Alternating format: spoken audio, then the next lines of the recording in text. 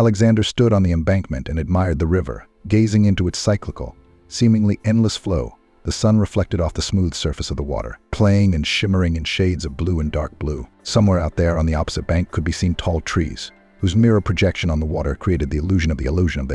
It seemed to Sasha that the river was living its own life. It flows leisurely and confidently into the distance, as if symbolizing the infinity of time and the beauty of nature. And what kind of landscape? Now I would like to take it and transfer it to paper, or even better to canvas. But where to get it? Canvas, Sasha thought wistfully. The desire to take a pencil was so great that he did not realize it. But then he suppressed this desire, as he did not want to transfer in vain a leaf from his notebook. He would rather draw a miniature portrait of anyone who needed it and make money from its sale.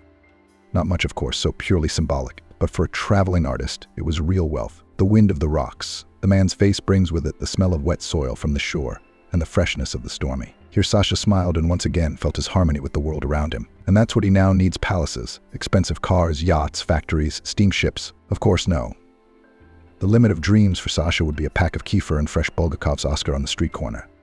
The kind saleswoman Nadia works there. Surely she would be happy to have a street artist who makes up one of her drawings every time. Not as payment at all, but as a gift for her 6-year-old son, who dreams of making a comic book out of these drawings. Alexander's scenes and landscapes were different every time. A ship sailing on the waves. That plane, planning over a vast green field, that kite stretching to the sun. Alexander himself could not explain what the choice of the next composition was connected with. He simply took and transferred his thoughts and fantasies onto a sheet of paper with the help of the most ordinary pencil. Looking at the river, Sasha mentally marveled at how majestically and steadily the waves rolled over each other with the heartbeat of the universe itself. Remembering Nadia to her son Artem, he started a new drawing. This procedure was repeated every morning, handing the boy's mum his next creation to Artem himself. Sasha saw only once, when caring mum took him to work with her. It so happened that at birth the boy had a nerve that caused him a permanent limp, and he had to lean on a pair of specially made crutches. Alexander always felt an unparalleled sense of pity at the sight of the baby. But why don't I ever have any money? I could have paid for his operation. I'd give the last of it, what I have, but how could I? Children are our future. How not to help such a beautiful baby? He thought wistfully, then he knew that Nadia raised her son alone, preferring not to say where the boy's father was. What's there to guess about? But how many families in the world break up after a year or even 6 months of marriage? They don't see eye to eye. They fell out of love or realized they'd made a mistake in their choice. What only in life does not happen. Sasha always sympathized with Nadia and tried to help as much as he could. He knew that the young mother was waiting for a quota for her son's surgery. But every time, for some reason, it was postponed. Hope was not offended. She waited patiently for her turn. Alexander thought about it. I wonder what to draw for Artem today. Maybe a car? Well, something special, beautiful? There are so many fancy cars driving along the road. I wish I had yellow, or I'd draw one. For some reason, there was no sale of drawings today. Either passers-by had already sent in his art, or it was just not a fishy day, as one of the vagabonds said about giving hand-picked bunches of wildflowers on the embankment. But Sasha wanted to sell at least a couple of drawings to buy himself a pie with potatoes or cabbage. It didn't matter, just to satisfy his hunger. He knew Nadia's baking skills were impeccable. She had appeared on the quay at about the same time as him. Alexander used to work part-time in the park, but after competitors appeared there, he decided to move to the embankment. Sasha could not recall a single occasion when Hope did not go to work. Rain, snow, slush, freezing wind. She is always in her place selling fresh baked goods and giving people the joy of taste and good mood. Having decided today to draw a scene from village life in the style of well-known folk tales, Sasha set to work. Passers-by passed by, not paying attention to the vagabond passed away on the corner of the bench, so that it was more convenient to draw a pencil in his hands. He lived his life, writing out such pretzels that to a person uninitiated they seemed to be the magic of a magician or a charmer. Armed with a fairy wand, Sasha was self-taught and still could not understand how he had guessed that he could draw so simply and very accurately. His life was complicated. An orphanage, a reception center for troubled teenagers, and then the street, which turned out to be the best educator in the world. Of course, he taught Sasha not only the good, but also the bad. Fortunately, there was more good in his character. Walking up to the pavilion on her with the already finished drawing, Alexander stretched it through the window and yanked some change to buy a pie. He usually took 2 pieces, as he gave the second one almost entirely to the stray dogs or birds that followed him relentlessly wherever he appeared. "Hi, Nadia, give me one with cabbage," said Sasha. That's something new. "Thanks, Artemka will be very pleased. He has already stapled your drawings into an album and is preparing to make a comic book, and also wants you to draw a cover for it," Nadezhda replied with a smile.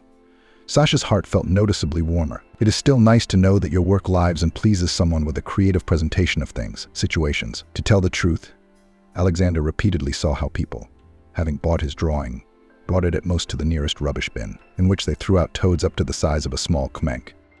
At such moments it seemed to him that it was his soul that had been thrown into the rubbish bin along with that ill-fated leaf. Sure, he was getting paid a small fee for his work, but he still wished that his art would live longer. At least a little longer than in the case of the rubbish painting. Here, Sasha, just get some hot coffee from the cooker. Careful, now I'll give you a couple of napkins, and I'll give you free tea. You drew me a picture, Nadia said, handing him a fragrant-smelling cake. Alexandrov's eyes moistened with tears. Of course, he did not cry and suppressed the urge at the root, so that sentimentality did not take over. But Nadia understood everything without words and pretended not to notice his momentary weakness. Taking a pie and a glass of tea, Sasha sat down on a small bench on one side of the pavilion and began to count his rustic breakfast. At that moment, something strange unfolded before his eyes. Paul, who was passing by a richly dressed woman, a street urchin, snatched the purse from his hands and rushed towards the embankment. Sasha reacted instantly, because he thought that such a thing on the streets of the city is simply unacceptable. What was this street poor guy thinking about? Now he would steal a purse, and in half an hour he would be caught by a police officer, especially since there are video surveillance cameras everywhere now. You can't get away with it. Dali, homeless, if he is under 18, is waiting for a children's colony, where his biography will finally spoil the first term. Sasha knew that better than anyone. I'll be right back. Just please don't put the pie away. Okay, Sasha perked up and rushed after the fleeing waif, and the lady who had lost her purse stood there, opening her mouth and flapping her huge eyelashes. Alexander ran in front of the teenager, knowing perfectly well where he would try to hide. Sasha understood in this secret passage between the two streets. The police officer would come first, and then he would not be able to help the boy. To catch up with Yurk the boy turned out to be quite a difficult task, and Sasha had to do his best to finally grab the boy by the edge of his jacket. He turned round sharply and measured the man with a hateful look. With a challenge, he asked, "What do you want from me? Why are you chasing me? You're the one sitting on the street, drawing pictures, and I can't draw, and I don't know anything else but stealing." Alexander shook his head. Then he snatched the wallet from the boy with a jerk. "I'm sorry, my friend, but this thing won't do any good. Take my word for it. I've been in your shoes and I know what a juvenile detention center is like.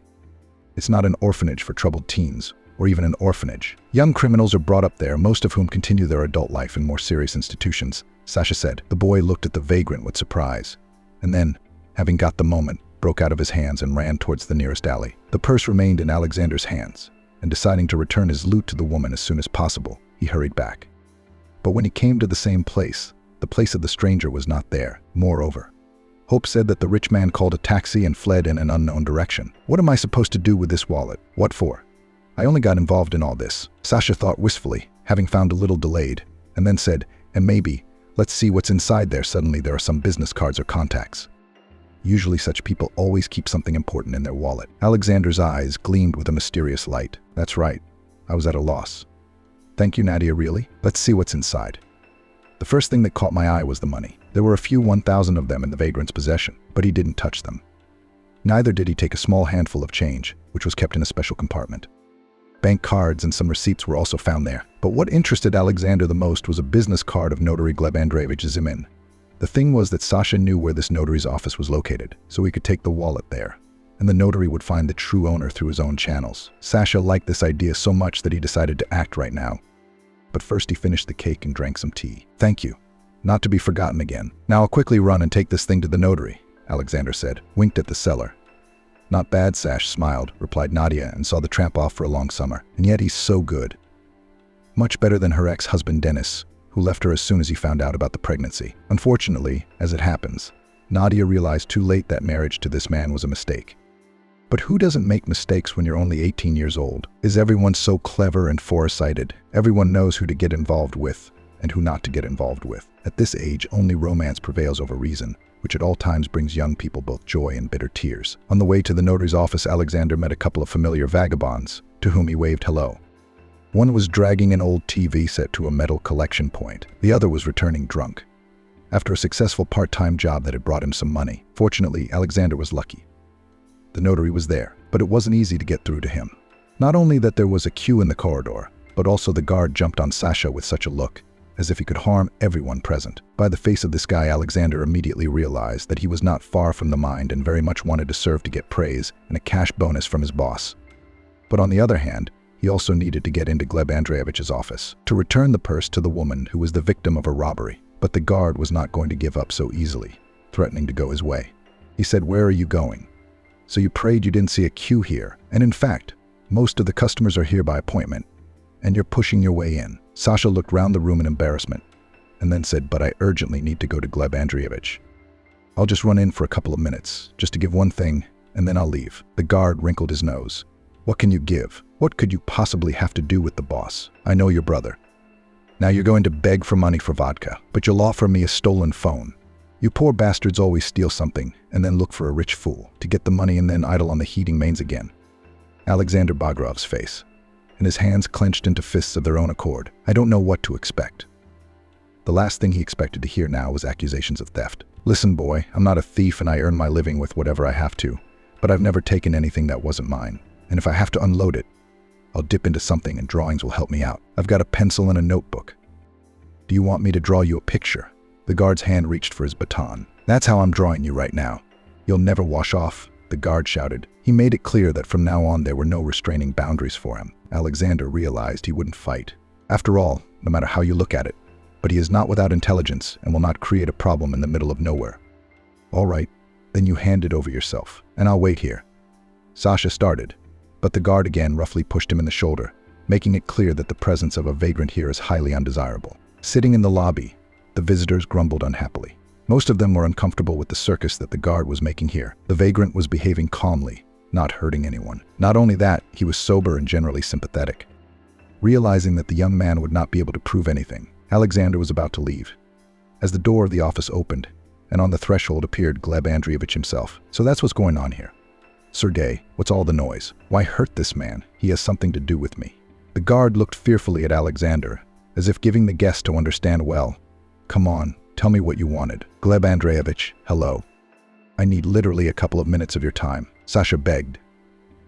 The notary thought a little, then nodded and cordially opened the door to the tramp. As it turned out, there was no one in the office except the notary, and he was giving a consultation via video link to one of his clients. You look, how convenient it can save time, Sasha thought.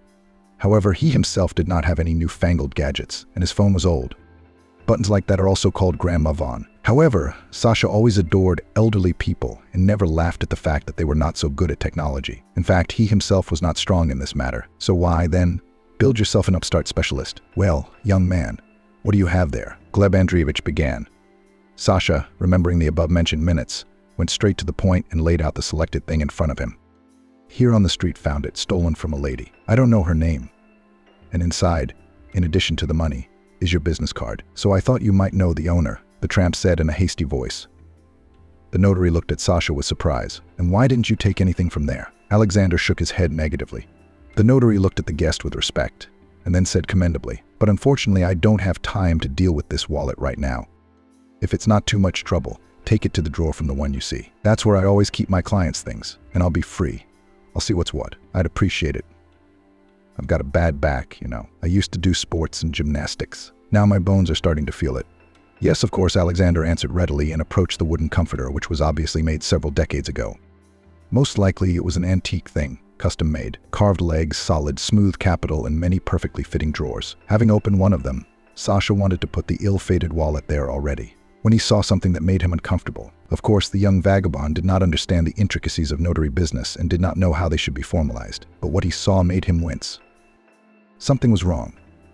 Gleb Andreevich, who was sitting at the table, asked anxiously. Alexander raised surprised eyes at him and said, "Here is my surname, first name and also patronymic, Mazentsev Alexander Vasilyevich. Even the year of birth coincides." See? The notary raised his eyebrows in surprise. What did you say? Mazentsev? That's strange. This will was made by a businessman named Trofimov. Maybe you know him. They call him the king of the forest. He made a fortune in timber supplies and wood processing. Sasha shook his head negatively. No, I don't know who he is. Why should I know him? And how did my name end up on that document? Now it was the turn of the notary to be surprised. The thing was that this very document turned out to be the will of a rich man who had lately given up considerably and was preparing to go to the next world. Drawing up this document, Gleb Andreevich did not think much about the identity of the person to whom most of the capital of the wealthy client will go. In fact, it was not part of the notary's duties. For him, the main thing was to draw up the documents in the proper order and to make the client satisfied. And here it turns out that the beneficiary indicated by him is none other than a street vagrant, who not so long ago found the purse of one of his clients. Gleb Andreevich shook his head. Could it be some kind of mistake? But it happens that two identical people can live in the same city under the same surname and common data. Having said that, the notary immediately doubted his own words. Of course, it couldn't be possible, especially taking into account not the most common surname Mazentsev. Alexander did not know his parents, as he spent his childhood in an orphanage. And then it turns out that he is the heir of some rich man named Trofimov. At that moment, there was a knock at the door. One of the disgruntled customers reminded that the aforementioned couple of minutes had long since passed. Gleb Andreevich grumbled unhappily. "I remember well now. I'll let the young man go and I'll receive him according to the established schedule." Then he looked at the guest and said, "Alexander Vasilyevich, leave me your phone number or some other contacts. I will contact you a little later, but for now I have to divert to give time to my clients by appointment. When I get a chance, I'll try to find out what's wrong." Good Alexander nodded and left the notary's office with obvious relief. Despite the working air conditioner, he was stuffy. However, the air temperature did not matter much in this case, because the tramp's forehead was not from that at all, but because of the strongest nervous shock. No, it just can't be. There must be some mistake. They must have got it wrong. Sasha reasoned on the way back. Or maybe the rich man made a mistake? Well, it happens. He got his surname mixed up, especially if he was ill. Gleb Andreevich thought about the same thing at that moment, and answering the clients. Zemin mentally calculated the probability that Anatoly Lovich had given the name of the future heir quite accurately and clearly. Each of them came with some special problem of his own, demanding thoughtful and unhurriedly its solution. Gleb Andreevich could breathe a sigh of relief only during the lunch break, when he finally decided to start studying the case of Trofimov's inheritance. But as soon as he opened the folder in his office, the bell rang. "Hello," the notary answered cautiously. "This is Gleb Andreevich Zemin." "Yes, it's me," answered the man, "and I am Viktor Trofimov, the son of Anatoly Lovich Trofimov. I've received information that my father has made a will for some complete stranger. Tell me, is there anything we can do about it?" Gleb Andreevich raised an eyebrow in surprise. "What can be decided in this case, if this is your father's last will and testament? I have no right to say anything in this matter. Moreover, Anatoly Lovich seemed to me quite adequate, even though he wasn't feeling well." There was a tense pause at the other end of the wire, and then the rich man's son remarked, "Yes, my father must have gone completely mad. You know, he organized a real lottery, with the help of which he selected a few poor bastards like this Mezentsev or whatever his name was out of 100 offered. You see, my father and I have been at odds for a long time, but I didn't expect him to pull a stunt like this. He had to draw lots, wrote the names on a piece of paper, and that was it. I wish I'd known he was up to this. I would have made him sign the business over to me long ago." Gleb Andreevich almost dropped the receiver from his hands. "Yes, it's the first time I've heard such a thing. To trust blind fate and leave his own son without inheritance. But actually my father is not my own son. I'm adopted, but it doesn't change the essence of the matter. He has no other heirs anyway. And he didn't leave me without an inheritance. He signed the house over to me, the car, the summer house, but I need the business. What do I need a car and a summer house for? Everyone has them. But business is power," and Victor frantically stretched out. At some point, revelations of the rich man began to annoy notaries. After all, it was not his competence to discuss anyone's decisions, whether they were right or wrong. The client is always right, and this condition should be considered an axiom. "Look, Victor, that's all very well, but I can't influence your father's decision. I think if you want something to happen, you need to talk to him personally. I'm going to have to duck out and get back to work. I've got a lot on my plate today." The young businessman sniffed resentfully, but didn't object, and cut the call without even saying goodbye. Another young impudent is growing up. Gleb Andreevich thought ironically, and then decided to make himself a coffee.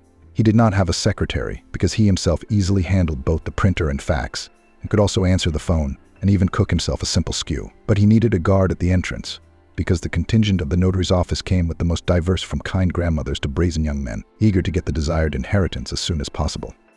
For years of work, Gleb Andreevich managed to tell them in all their glory. At acquaintance, Anatoly Lovich Trofimov seemed to him a reasonable and judicious person, and therefore the notary was sure that the businessman made a conscious, correct choice. If he decided to give it all to a homeless guy, well then, it's the right thing to do. But Viktor Trofimov didn't think so, and at the time when Alexander shared this news with Nadia, he was thinking about what could be done in this situation. The only advisor for him has always remained his mother, Valentina Mikhailovna. Being much younger than her husband, she had learned to manage him for her own personal purposes and knew where it was possible to say a word and where it was better to keep silent. And now, in a conversation with her son, she realized that if her great-age husband was up to something like this, it was better not to get in his way and accept everything as it was. "Mom, that's really stupid. Is he out of his mind? Or did the medication do that to him? I mean, I know he's sick and all that, but why would you just randomly draw names on a piece of paper and give it all away like some tramp? I did some checking. This Mezentsev has such a track record that he should have been rotting in the colony long ago." Valentina grinned, "But don't be in such a hurry to think so, son. In a way, and about you, a lot of unflattering things can be said. You've wrecked 2 cars in a month, and at today's prices, you realize how much is 1 million. You don't want to go for some budget-used foreign car. You want a sports car. And the family budget, is not rubber. That's how Victor got mad at us. Yeah, the budget is tight. That's probably why we give all our assets to some tramp from the street. Valentina looked at her son with irony. But she's a fool. He is still, though, F22 and graduated from university, but in his head nothing sensible. Well, I guess I'll have to do everything myself, taking control of myself. Mother said, look, your father's not dead yet. So you should get closer to him. Help with everything, be indispensable. Then maybe he'll change his mind. As you know, businessmen make a few changes throughout their lives, take things away, add things. So I don't think all is lost for you. And if you scandalize on the spot, you're certainly not going to get anywhere. Victor looked at his mother incredulously. Am I supposed to be his friend now? But we have nothing to talk about, especially if he's in a wheelchair. I don't want to wipe his nose. He's got a carer. Let her do it. And if my stepdad finally kicks me, what do I have to change nappies for this inheritance? But you know what, love? You need that inheritance one day, you don't need it the next. You go ahead, make up your mind, think, or you'll end up in the middle of nowhere. I won't be lost. I'll look after my looks and find a suitable man, but he certainly won't raise you. You know what I mean. That's why you have to think ahead at home. It's like chess. Victor nodded. Although in fact in his thoughts he disagreed with his mother. It was probably the nurse's fault. As soon as my faith appeared, so our life was skewed. My father's mind went completely blank. You'd have to think of something like that. Pick candidates from the tramps, write them down on a piece of paper and pick a random one. On the other hand, the right really knows what they're talking about. I mean, if I'm now completely at odds with my father, the will and the inheritance will be gone. Well, I'll try to do something. Although that Verka's always hanging around my dad. Sometimes I feel like she's leading me on. Nothing. Think of something, whispered the major. And at the same time at the kiosk on the embankment, a very different picture was unfolding, telling Nadia about what had happened in the notary's office. Sasha shocked her to the core. No, it's a mistake. But don't count on it too much. She'll get excited, and then she'll be disappointed. Depression. I know. I've had it a few times. Somebody's whispering to me that Artem could do it. I've been approved. I'm on wings. I'm waiting for the call. I can't sleep at night. And then it turns out to be a mistake. It could be the same for you. Yes, I understand, Nadia, but it's still strange. And the notary does not know what happened, objected Alexander. The young man wanted to go closer to the river to paint another landscape, as suddenly saw the same woman whose purse he took from a homeless man on the street. But now she was accompanied by two policemen, who were approaching the bakery stall with a determined look. Sash, maybe you'd better leave, whispered Nadezhda. But Alexander only waved her away. That's him. And also with him the boy was a pickpocket partner of his not-so-always acts. I've seen it on TV, one older, one younger. If they catch the younger one, they won't get much. They'll send him to the children's police station tops. And if the case succeeds, the older one gets most of the money. With the look of a connoisseur, explained the stranger. Apparently her answer calmed down the policemen, who surrounded Alexander from both sides and offered to go to the station. I didn't do anything, but I had the purse and gave it to the notary Gleb Andreevich. Zim and Sasha objected. Not a stranger's cheeks flushed bashfully, as it is to Gleb Andreevich. Why did you go to this honorable man? Why do you disgrace me in his eyes? Personal belongings gave. Consider, the first person you meet. And how will I check that you're not lying? Sasha shrugged indifferently. Well, how to check? Call the notary and find out for yourself. The guy's got a point. Maybe it's better to call first. Then now while they drag me to the station, while I'm filling in the paperwork, red tape all 12-00, the police officer said. The woman looked doubtfully at her companions, and then reached for the phone. Fortunately, Gleb Andreevich's number was stored in her smartphone's memory, and she was able to make the call after learning that the office was in the notary's office. She exhaled a sigh of relief and waved goodbye to everything, since letting this beggar in was a good idea. He didn't lie after all. He was scared, probably went to his wallet and saw a few business cards of influential people. So he thought that if they caught him, they would cut him on the belt. Alexander clenched his cheekbones to the point of pain, but did not reply to the barbs. Firstly, the police officers were still standing around him, and secondly, why spoil his mood when the conflict had exhausted itself? When the lady with the police officers left for Odessa, the judgment in her voice remarked, well, they almost made you guilty. But you wanted to do better, didn't you? I saw you throwing yourself at that purse. You could have just stood there and looked on indifferently. And so, showing civic conscience after that, Sasha smiled. Well and good. For me, this case is not important. And if it happens again, I will still return the stolen thing to the owner. That way, pickpockets will know that they're victims and protect her. And stop hurting innocent people, he objected. Then he added, all right, I'll go. Artem, I tell him I'll draw the cover for sure. I'll do it today. I just didn't have the right color pencils with me. I draw here with a regular lead. And I have a whole workshop in the cellar under the house. Nadia smiled at him and immediately turned her attention to the owner of the outlet, who, as it turned out, had been watching their conversation with a smile all this time, standing a couple of dozen meters away from the kiosk, having waited for Sasha to leave. Nikolai Dmitrievich went into the pavilion. Well, have you two lovebirds had enough to talk about? What a fool you are. Nadia, I wish you'd give me more often. It's not the first time I've proposed to you. Marry me, you won't regret it. I'll put you in charge of my kiosks, and you'll go around telling me what to do and who to do it to. You can also write fines. Yes, fines are a good thing, because they tend to accumulate and bring profit to the one who writes them. I do that from time to time. I see such an employee. Her hair is too dirty, but I make remarks and of course punish her with a ruble. And how else? Nadia lowered her eyes in embarrassment. To live with this boring entrepreneur, shopkeeper she did not want at all. It was better to be alone, so much easier and calmer. It was rumored that Nikolai Dmitrievich had been married 3 or 4 times, and in all cases the divorce had been on his initiative, for he had quickly grown cold to his lady of the heart and had begun to look for a new passy. But Nadia very much did not want to become another item on the list of his victories. Let him better look for someone else. Moreover, Artem did not need such a father for nothing. Leaving the pavilion owner's question unanswered, she started rolling out the dough to prepare a new batch of buns. At the same time, she deliberately raised a powerful dust, so that impudent Nikolai could not come closer to her than a metre or a metre and a half. The owner, with a smile of inveterate sneaks, watched how the employee was able to roll out the dough and rejoiced that he managed to get such a master in his ranks. How could he know that Nadia's childhood was spent in the village, where together with her grandmother they cooked a variety of dishes for their large family? How could it be otherwise? When the older brother's parents worked in the fields from morning till night, who would feed them then? Nah. Here Nadia and her grandmother stood for several hours. At the cooker they cooked a rustic meal. Alexander walked slowly along the pavement, thinking about his own thoughts. Still with his head, he still did not leave the thought of the very inheritance, which unexpectedly sailed into his hands. Of course, the guy tried to insinuate himself that it was all just a mistake or a fatal accident. But on the other hand, Gleb Andreevich did not cause him any doubts about his qualifications, and therefore the possibility of error in such a case was minimized. "He will live to see." With a smile thought the vagabond, approaching his cellar, located under a multi-story house here. With the approval of the janitor Petrovich, he had equipped himself a small room, when from the local dump he had brought a new sold sofa and a couple of chairs. He made a table out of a discarded door, which he placed on several beer crates standing on top of each other. In winter the cellar was warm. In summer it was cool, which the vagrant liked very much. A couple of times a homeless gastro from another neighborhood tried to take this dwelling away from him, but Petrovich did not let them do it. "You suit me fine. Sashka, you like poetry, you paint. If you're rubbish, he'll move in. They'll certainly start to be ungodly. Where is drunkenness?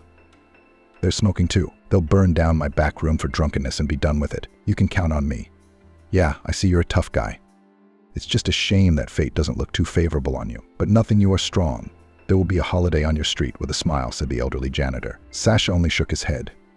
"Maybe so, Petrovich, but I'm not particularly worried." In fact, Alexander was lying a little, because more than anything else in the world wanted to know the secret of his birth, to get acquainted with his parents. At the same time, he did not even think that they could turn out to be bad people. In his mind, Sasha drew all possible variants of the situation when for some reason his parents had to part with him. Of all the seasons he loved the most, summer was when he could go out into the yard and please the kids from the neighboring houses with his drawings. And also, if there was an opportunity, he fed stray dogs and cats that ran to him. Seeing Izhtel Petrovich always smiled and said that in Sashka there is something special, making him different from other homeless animals. Sashka can't be deceived. They immediately sense when a person is angry. They will not come within a mile of such a person. Of course, it is possible to deceive them, but to lie constantly, no, impossible. They can read a lie at once. Alexander only smiled and repeated he likes to live in harmony with the world, not causing discomfort to anyone. And now, approaching his basement, Sasha saw a ball of a dog sitting under a tree. Seeing the man, the poor thing's eyes flashed with joy. He was clearly expecting Alexander to broach the subject of some inn. Sasha wistfully lowered his hand into his pocket, knowing perfectly well that there was nothing there. But a miracle happened in the pocket. A piece of breadcrumbs, a small piece the size of a table tennis ball, fell into his pocket in some unfathomable way. Small, but nice. Of course, the ball could eat this treat in one sitting, and then began to wag his tail, trying to lick his friend from head to toe. At this moment, Alexander didn't even realize that he was being closely watched by a skinny man in a black suit and a cap for 2 minutes. Probably he would have been very surprised when he learnt that this stranger had been sent to him by Viktor Trofimov, who had finally lost his peace of mind after the incident with his father's will. At the same time, Gleb Andreevich Zimin still could not understand how this Golovady major learnt that his adoptive father bequeathed his assets to another person. After all, in fact, the notary himself never divulged the secrets of his clients. Then how did Viktor find out about it? Gleb Andreevich did not know the answer to this question, and therefore decided to mentally transfer it to the section of riddles that require their solution. There was only one conclusion. There was a mole in the office. But as there were no strangers except him and the guard of the establishment, the circle of suspects was considerably narrowed down to the size of one single person. Sergei. In order to bring the scoundrel out into the open, Gleb Andreevich thought of one very cunning and time-tested trick. He approached the very someone in which personal files of clients were kept. He masterfully possessed a thin, barely noticeable thread to each of the drawers to find out whether they were opened in his absence or not. Of course, according to the classics of the genre, he should have used a human voice. But where do you get hair that long when your head is so knee-high it glistens in the sun? Well, let's see what kind of fish we catch in our net. With a smile, thought the notary. To tell the truth, he didn't like Sergei at once. On the other hand, to hire him, asked one of his acquaintances, to whom he could not refuse. I guess it happens in everyone's life. When you make decisions, which in principle you do not really like, having told Sergei that he was leaving for a business meeting with a client, Gleb Andreevich slammed the door, but did not close it on the key, as he did it quite often. Now he only had to wait a couple of hours, and then come back and find out the results of his covert operation. Here was Viktor Trofimov. Peace could only dream. The rank hired him to track down a man with a criminal record. He demanded new data and photos sent to his phone every half an hour. Losing his peace of mind, the major tried to figure out what had guided his adoptive father as he drafted his will. From time to time, looking out the window, Vidya hated to look at the nurse Vera, who appeared in their house 2 months ago. Before that, Anatoly Lovich had interviewed 5 candidates before he found the one he needed. What was interesting was that, according to his wife, the faith seemed to him to be essence simple. Appears to be about 50 with hair gathered in a ponytail without makeup and with a kind, slightly naive look. Valentina, the businessman's wife, did not see any danger in this, as she knew her husband's taste and realized that there could be nothing between him and Faith. Besides, she mentally thanked Faith for relieving her of the responsibility of caring for her paralyzed husband. Since then, Valentina spent most of her free time in restaurants and beauty parlors, where she was considered a regular and treated as an important client. By and large, she had long ago come to terms with her husband's possible passing away, and knew that in any case she would receive something from the real estate, and would not remain in poverty. Anatoly Lovich Trufimov was a man of his word and never offended his women. What happened to his first wife? Nobody knew, and he didn't really want to find out. As they say, whoever remembers old times, let him out of sight. Watching as the stepfather, together with the nurse, walks around the yard, Vidya gritted his teeth and scolded his adoptive father. Anatoly Lovich, for obvious reasons, knew nothing about it and simply enjoyed the moment of dialogue with the woman who had caught his eye at first sight. No, there was no love between them. And what kind of love can there be when, according to the doctors, your life can end at any minute? Anatoly enjoyed listening to Vera, especially her stories about her past life and the situations she had been through. Looking at the nurse, he asked Vera, "Why did you make up this whole situation with the random choice of an heir? And how did you know I would agree? It's not like I told anyone about it. I wanted to keep the money just for charity." Vera lowered her eyes in embarrassment. "I don't know, Anatoly Lovich, or rather I do know, but I can't fully explain it. You see, my grandmother gave me a special gift from childhood. Not that I can foresee the future, but I can feel all sorts of strange things, danger or, on the contrary, some joyful event. But most of the time it's a set of images that I see in front of me. This time I noticed that there is confusion in your eyes and you don't know what to do next. And then something clicked in my brain. I saw a small bag in front of me, in which there were papers with written names of candidates for possible inheritance." Anatoly Lovich shook his head respectfully. Then he went into a convulsive coughing pain in his chest. Lately it had been causing him more and more discomfort. He could not count on the support of his relatives, and so he prayed to God for sending him such a kind woman as Vera. He was certainly not going to leave his inheritance to his reckless stepson, because he realized perfectly well that if he did so, the business empire would most likely go bankrupt. Anyone who knew Victor could easily say that he knew almost nothing about business. Victor knew how to spend money, and did it regularly in large amounts. What is worth only a wrecked car, quarrels with waiters in expensive restaurants, as well as numerous scandals related to his mistresses, who all, as one, kept saying that they were expecting a child from him. Naturally, all this was done with the sole purpose of getting money from the major and the pair in the form of compensation. Anatole could not count on Valentina either, as he realized she had nothing to do with the business. He lived better after a complete stranger would randomly try to get a part of the capital and solve his problems at his expense. At some point, Anatoly became a fatalist and decided to trust fate.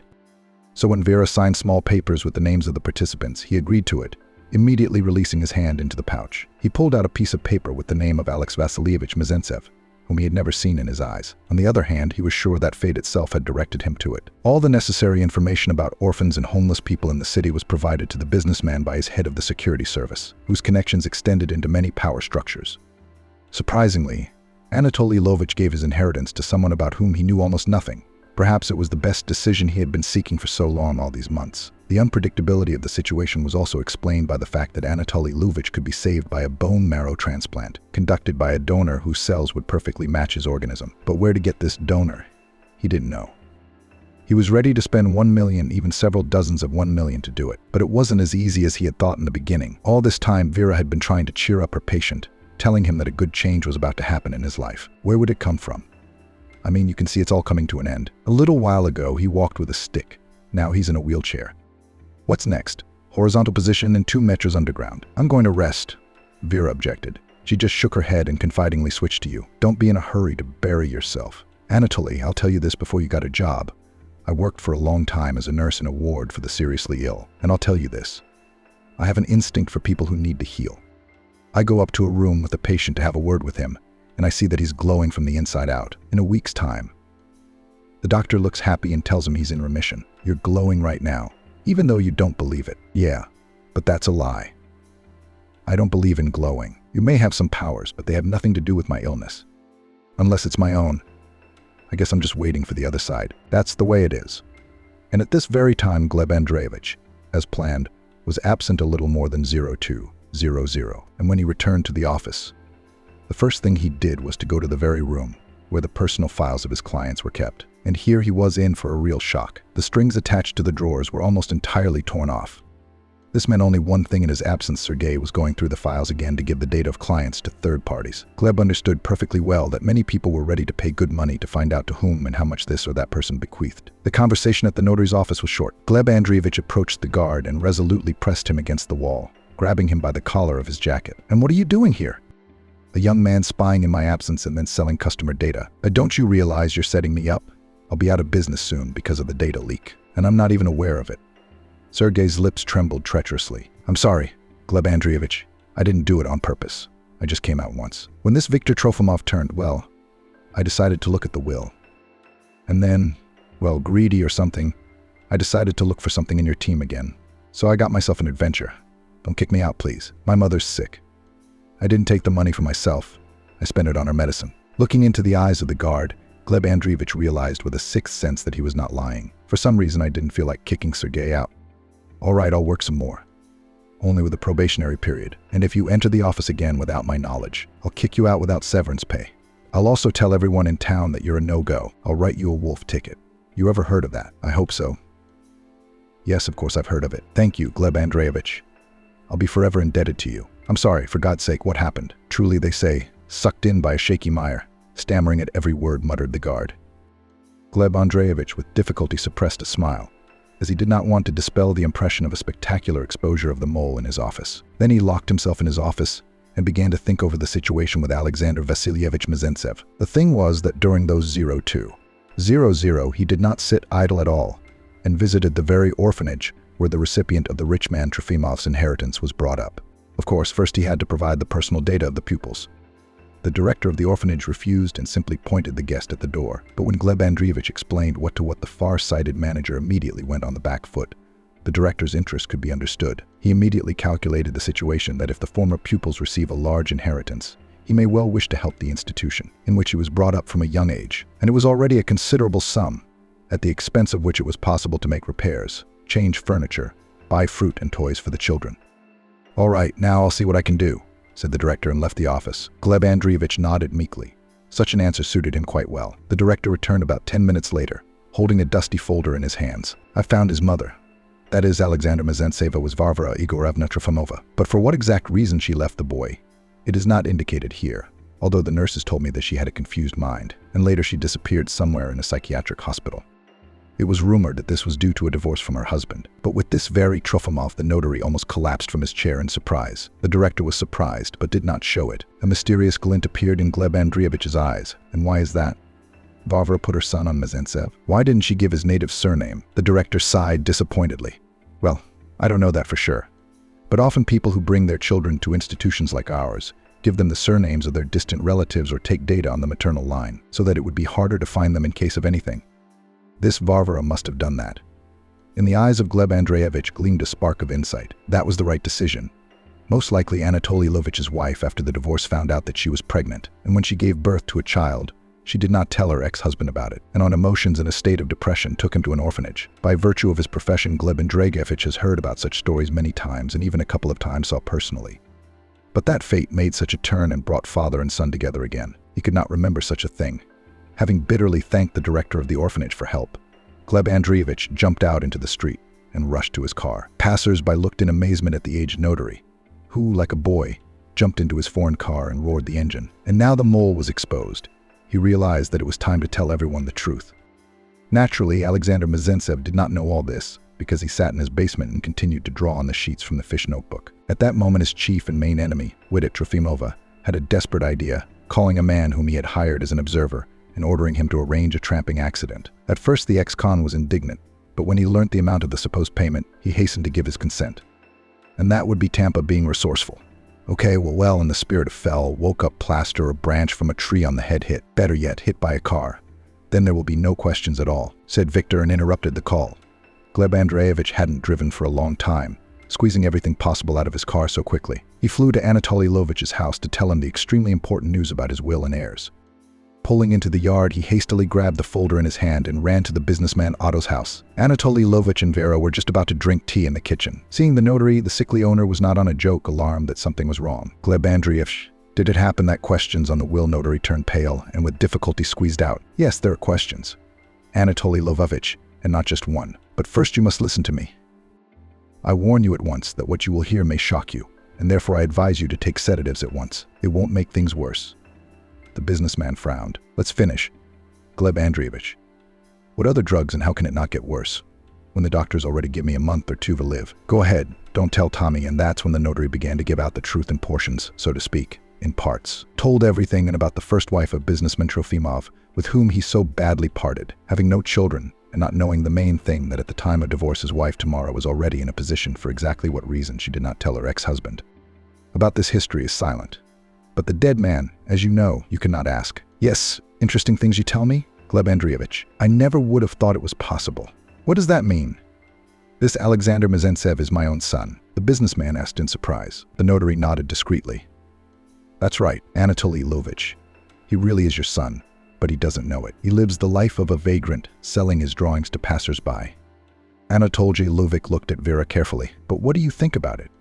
It was you who advised me to do all this. Did it all come out by accident? The woman suddenly became embarrassed. A bright blush appeared on her cheeks. The nurse's face showed that the confession was very hard for her. I'm sorry, Toll, I deceived you. I knew at once that this Alexander was related to you. That's why, when we played out this whole situation with randomly chosen candidates, I put in a bag of papers with only one name, is Alexander Mezentsev. 100 of them with the same name, to eliminate any mistakes. You believe it. Ever since I started working for you, I've been dreaming about that name at night, so I realized. A sign is a sign that concerns you. So I thought I'd warn you, but I couldn't tell you directly. You're a born skeptic, and you don't believe in these kinds of visions. Oh, come on. I've seen many miracles in my life, but this is the first time I've seen such a trick. You got me, Sharik. But if it wasn't for you, I'd never have found my son Sashka. Could you get the head of security for me, please?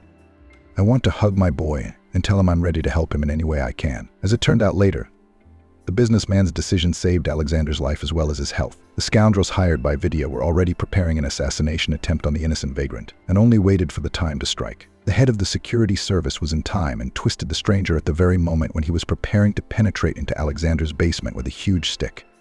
And in half an hour, Sasha was already sitting in front of his father in the kitchen of his large two-story house, looking alternately at Vera and Anatoly Lovich. The guest could not believe his eyes. Was this really possible in reality? The innate gift of the nurse blind chance, which helped him to find his father after all Victor's forgeries about the will inheritance he could forget, and was banished from the house on the same day as his beautiful mum Valentina, thinking only of herself and no one else. When the initial passion subsided, Alexander, in turn, became a donor for his father, giving him the bone marrow cells that he had been unsuccessfully trying to find for so many months. He did not forget about his good friend Nadia, who all this time was waiting for a quota for Artem's surgery. And on the day when Alexander was about to pay for the operation out of his own pocket, she received a notice that one of the best medical centers in the country had volunteered to operate on Artem for free. Perhaps there was a coincidence, but Sasha was sure it was all part of one big universal miracle, which happens only once in a lifetime. Fortunately, both Artem's and Anatoly Lovich's surgeries were successful, and if the first one, due to his young age, was approaching the full-fledged healing by leaps and bounds, The second one was preparing for a long rehabilitation course. Not by himself, of course, but with his faithful nurse Vera, who has become his angel, guardian, and lady of the heart. Sasha decided to connect his life with technology, favoring graphic design. Being a self-taught artist, he learned to create real masterpieces that brought him indescribable happiness. Together with little Artem, he created children's comics with an extremely intricate plot, which were liked by everyone from small to great. And Sasha also made a proposal to Nadia, who left her job at the pavilion to bailiff Nikolai Dmitrievich to devote her whole life to the upbringing of the child and their family. It is possible that the child will be not one, but maybe 3, and maybe even 5 born in marriage with her beloved Sasha. Deciding to follow her husband, the wife saw him getting on the wrong train and hopped on. "Mom, Dad, I want you to meet my boyfriend." Or rather, already with my fiancé, Emily said one evening when they were sitting together at dinner. Susan gasped. "Emily, how so? How long have you been dating him? And you haven't even said a word to us. It's all secret, all secret, all secret." "Mom, but why not? We've been dating for a while," Emily replied. "Michael came to see me with an injury. Anyway, it's been 2 months now, but the intentions are serious for both of us." "Daughter." "Congratulations to you," pronounced the father, who had been silent until then. "And when you had time to grow up, I didn't even notice. Time has flown by so quickly. You've graduated from the University of Medicine, you've begun to work, and now you're almost a bride." "Yes," said the mother thoughtfully. "I want a family like yours." "You've always been perfect for me," Emily said. "You talk to each other a lot, still write messages to each other. Respectful to my brother and me, among others. I even gave you guys as an example to Michael and told him that you were the standard of a perfect relationship for me." "Emily, when are you going to introduce us?" Susan asked. "Michael and I are coming over for lunch this weekend. Mom, you don't bother cooking much, okay? You'll make a lot of dishes again. You'll get tired, so just make it hot and that's it. Michael and I will pick up some cake on the way." "Emily, I'll certainly try, but you know me, I probably won't be able to do that," Susan replied, grinning. "I like cooking. I like feeding you guys goodies, but I'll try." Emily had been working as a trauma doctor at the clinic for several years now. She graduated from the local medical university and immediately got a job at the clinic. Sometimes she took on inpatient duty, but only a couple of shifts a month. And meeting Michael happened right in the medical office. He was a pilot, an airplane commander. "Hello, come in, Doctor," Emily said in her duty phrase. It was a phrase she said 30 times every day. She didn't put much emotion into it. Absolutely not. And this time she said it without even lifting her head. Michael entered in his pilot's uniform, and Emily couldn't take her eyes off him for long. Tall, statuesque, handsome. "Good afternoon," said the young man. "I didn't expect to see such a fragile, beautiful person in the trauma doctor's chair." Emily broke into a smile. "And you, I see, from ship to ball," the girl asked. "Yes, you're right. Just off the flight, we flew with a flight from Vienna, and there was a rowdy passenger flying with us. The whole crew had to subdue him. That's what he got." Michael showed Emily his injured arm. "Well, I hope you landed normally," Emily tried to joke. "As you can see, both myself and all the passengers on Vienna to New York flight 345 arrived at our destination on time," the man reported back to her. "Yes, you have a nervous job," Emily said and began to examine her arm. "I'm going to send you for x-rays now. We need to find out if there's a fracture. Here you go, room 205 is on the 2nd floor. You'll take the x-rays and then come back to me." Michael nodded. He walked around for about 15 minutes, then came in again, but knocked first. Emily had already looked at his picture in the program. "I want to reassure you there is no fracture. I'm going to give you some ointment now. You will put ointment on your bruise twice a day. I promise your arm will be healed before the wedding," and she handed the pilot a prescription to the pharmacy. The young man took the prescription in his hands. Then he said, "Emily, I don't do this every day, but I want to take you out to dinner tonight." Emily, who had filled out the chart in the computer, immediately looked up. She was very excited about the offer and of course accepted it, but she needed to pause for the sake of decorum, which she did. "You know what, Michael, I don't get offers like this every day either, so I'll take it," Emily answered and smiled at the man. "Where should I pick you up?" he asked. Emily gave him the address of the apartment where she lived. Michael picked her up at 7 p.m., as they had agreed. Emily put on the most beautiful dress, came out to him in heels, thus conquering him with her beauty and charm. "I'm even more convinced that I didn't ask you to dinner for nothing. You're adorable," Michael said as he opened the car door for Emily. "Thank you so much for the compliment," she said shyly. They had a wonderful evening, a delicious dinner, pleasant company. It was as if they were made for each other, and that's what they both thought. Since then, they met often, not every day, because Michael had flights and Emily was on night duty. But they were always drawn to each other. Michael was telling his mother about his new girlfriend, Susan.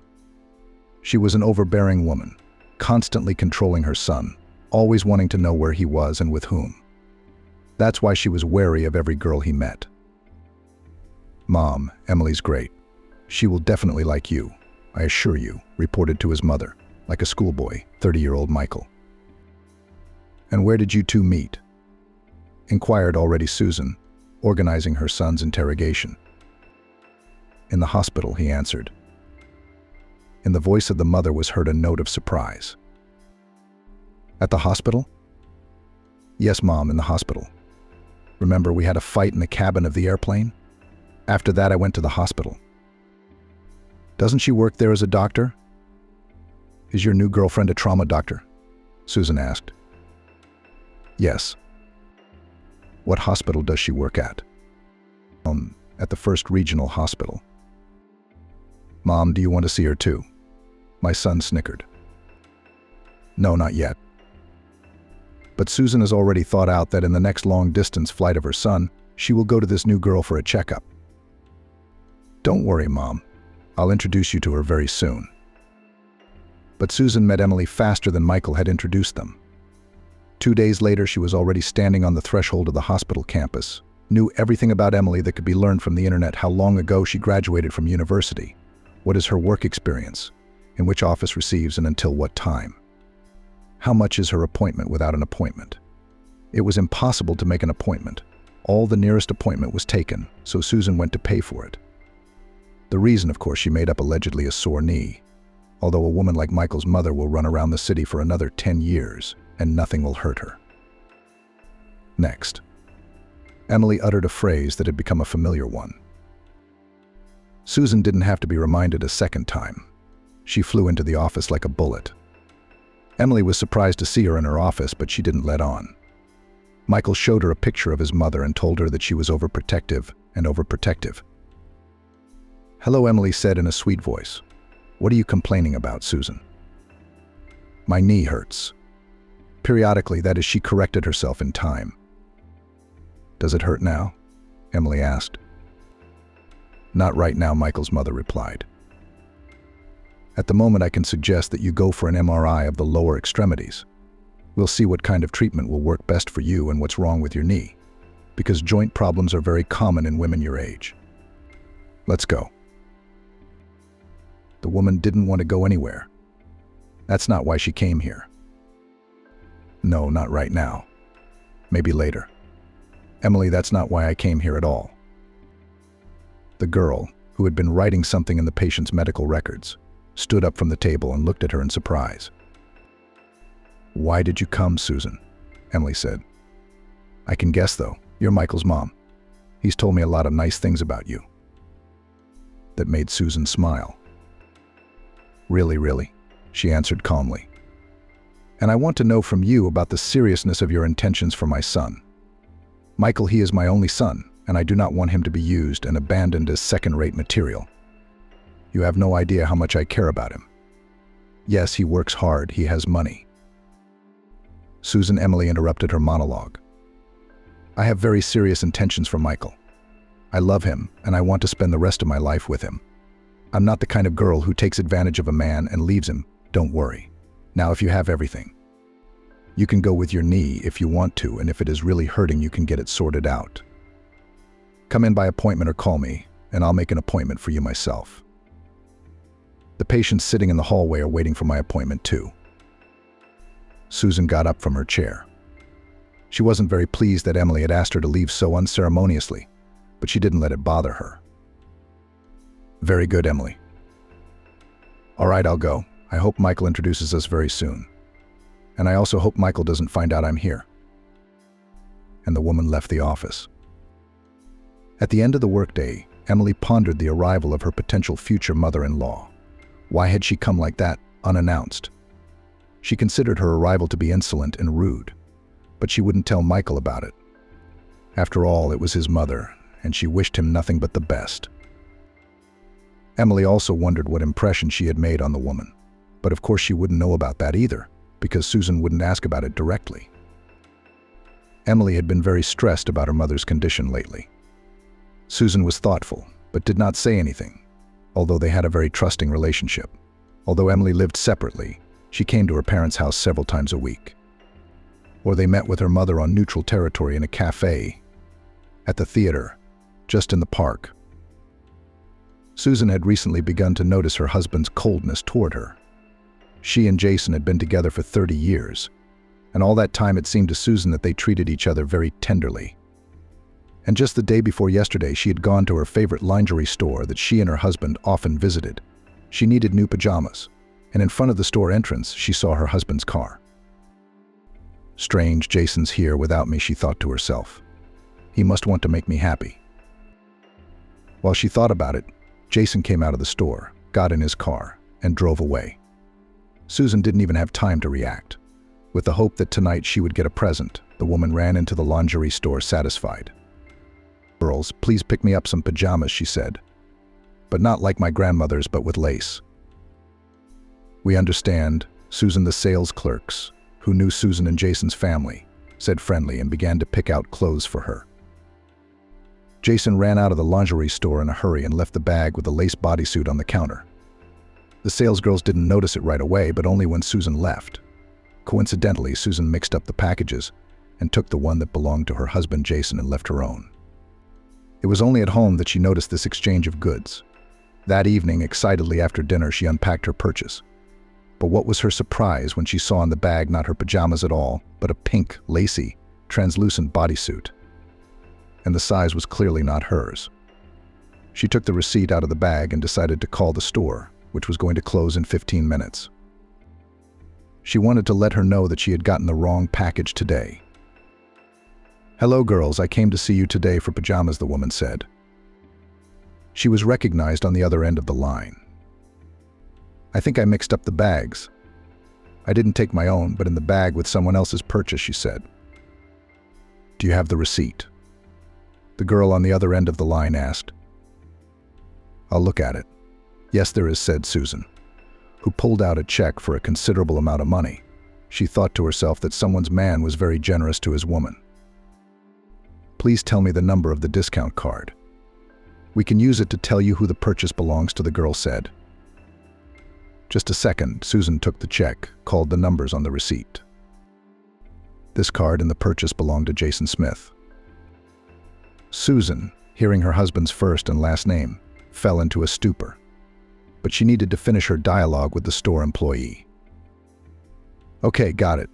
I'll return the merchandise tomorrow and pick up mine. Thank you. Have a good evening," she said and hung up. After the conversation, she once again went to the gift bag that contained the item that wasn't hers, unfolded the bodysuit. It was about a size 44. Susan's size now was closer to a 58. This before, about 15 years ago, she might have fit into this bodysuit, but definitely not now. "Who's this for?" Jason bought lingerie. Did he have a mistress? Questions immediately began to pop into her head. The thoughts made a cold sweat run down her spine. "No, my husband is not capable of that. We have lived in love and harmony for 30 years. Raised 2 children." Susan thought. She sat down in the chair and couldn't move. It was as if she had been electrocuted. It was the phone call that brought her out of her thoughts. "Susan, hi. Why aren't you answering your phone?" It was her best friend Ashley calling. "Hello? Susan, can you hear me?" "I can hear you," Susan mumbled quietly. "Susan, what's wrong? What's wrong with your voice?" "I don't know. I think something's wrong." "Can I come over now?" Ashley asked, who was in the neighborhood where Susan and Jason lived. "Yes, come over, I'm home," Susan added and hung up. She sat in the chair with the same unfortunate pink lace bodysuit in her hands until Ashley arrived. "Here, look," she handed Ashley the bodysuit. "What is it?" Ashley asked, surprised, twirling the underwear in her hands. "A bodysuit. My husband bought it for someone." Susan told her friend the story. "Well, Susan, what if it's a mistake? You've already got yourself in a twist," her friend consoled her. "Yeah, do you believe in this idea of a mistake? Jason was buying lacy lingerie, and it wasn't for me," Susan summarized. "I saw it with my own eyes." "Yes, you did. Don't you want to ask him yourself? You've always said that Jason and you have a trusting relationship," Ashley suggested. "I guess I'll have to do that. But I'm afraid I'm going to have to do it, because then my whole idea of a perfect family will be destroyed overnight. But it's better than not knowing," Susan said. "Let's have some tea, because I'm so thirsty." She bustled around the stove in the kitchen. Ashley stayed at her friend's house until evening, and then she left. Her presence calmed Susan a little, but the arrival of her husband from work brought her back down to earth. She decided not to tell him about the purchase she'd discovered. "Hey Jason, how was your day?" Susan asked her husband as usual. "The same, sweetheart." As usual, Jason replied tiredly. "Sorry, I won't eat dinner. I'm going to take a shower and go to bed. I have to get up early tomorrow, and I have an important meeting in the morning." "I'll lie down in the living room so you won't be in the way." Susan tried to say the words in a firm voice so that she wouldn't show her husband her resentment. She wanted him to say, "Beloved, this is not disturbing me at all. I want to sleep tonight only with you.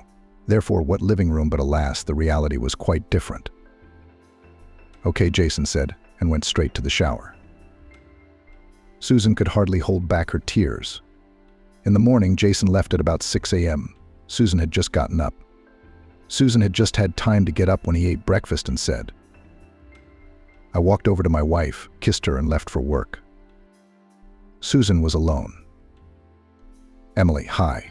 Susan called her daughter for advice. "Can I see you tonight?" "I'm sorry, Mom, I can't. I thought we said Friday," Emily replied. "Did something happen to you?" "Yes, I did." "All right, well, let's do it tonight at our cafe." All day Emily thought not about her patients, but about what could have happened to her mother. As a doctor, she immediately thought that she had some serious illness. Therefore, in the evening at the cafe, the girl began with the topic of illness. "Mom, don't worry. Nowadays, almost everything can be cured. We'll find you the best clinic, even abroad." "Emily, what are you talking about?" Susan couldn't hide her surprise, despite her daughter's pained look. "I'm not sick." "You mean you're healthy? I thought you'd found out you were ill, and that's why you've been so brooding lately." "No, Amy, that's not the case." Susan pulled herself together to tell her the problem. "It's that your father is cheating on me." Emily could not believe this information, as she had found out about it by accident. Susan recounted to her daughter the whole story with underwear, which completely accidentally surfaced in the woman's life. "Yes, I never thought that my father could do such a thing," Emily said thoughtfully.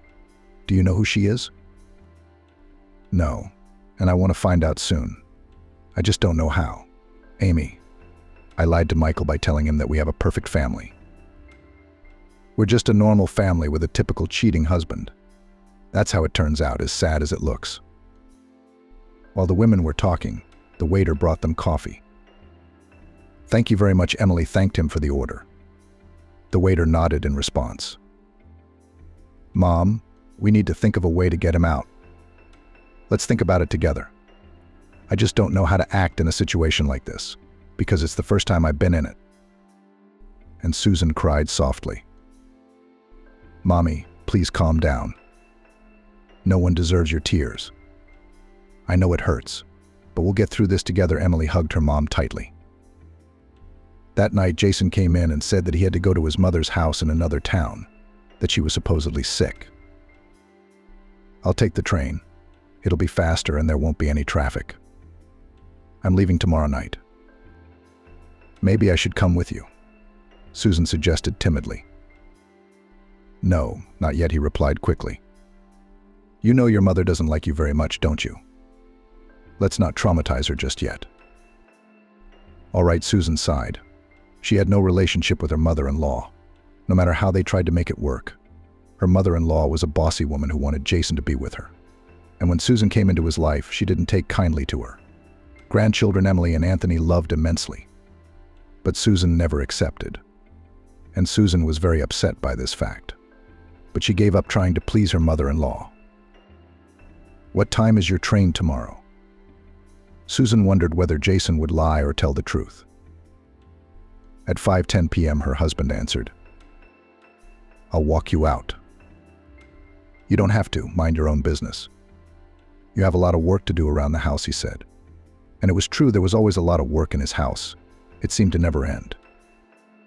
Susan decided to follow her husband, who went to check on her sick mother. Arriving at the train station a little earlier, the woman saw her husband. True, he got on the train, not the one Susan expected, but the one that was going in the exact opposite direction.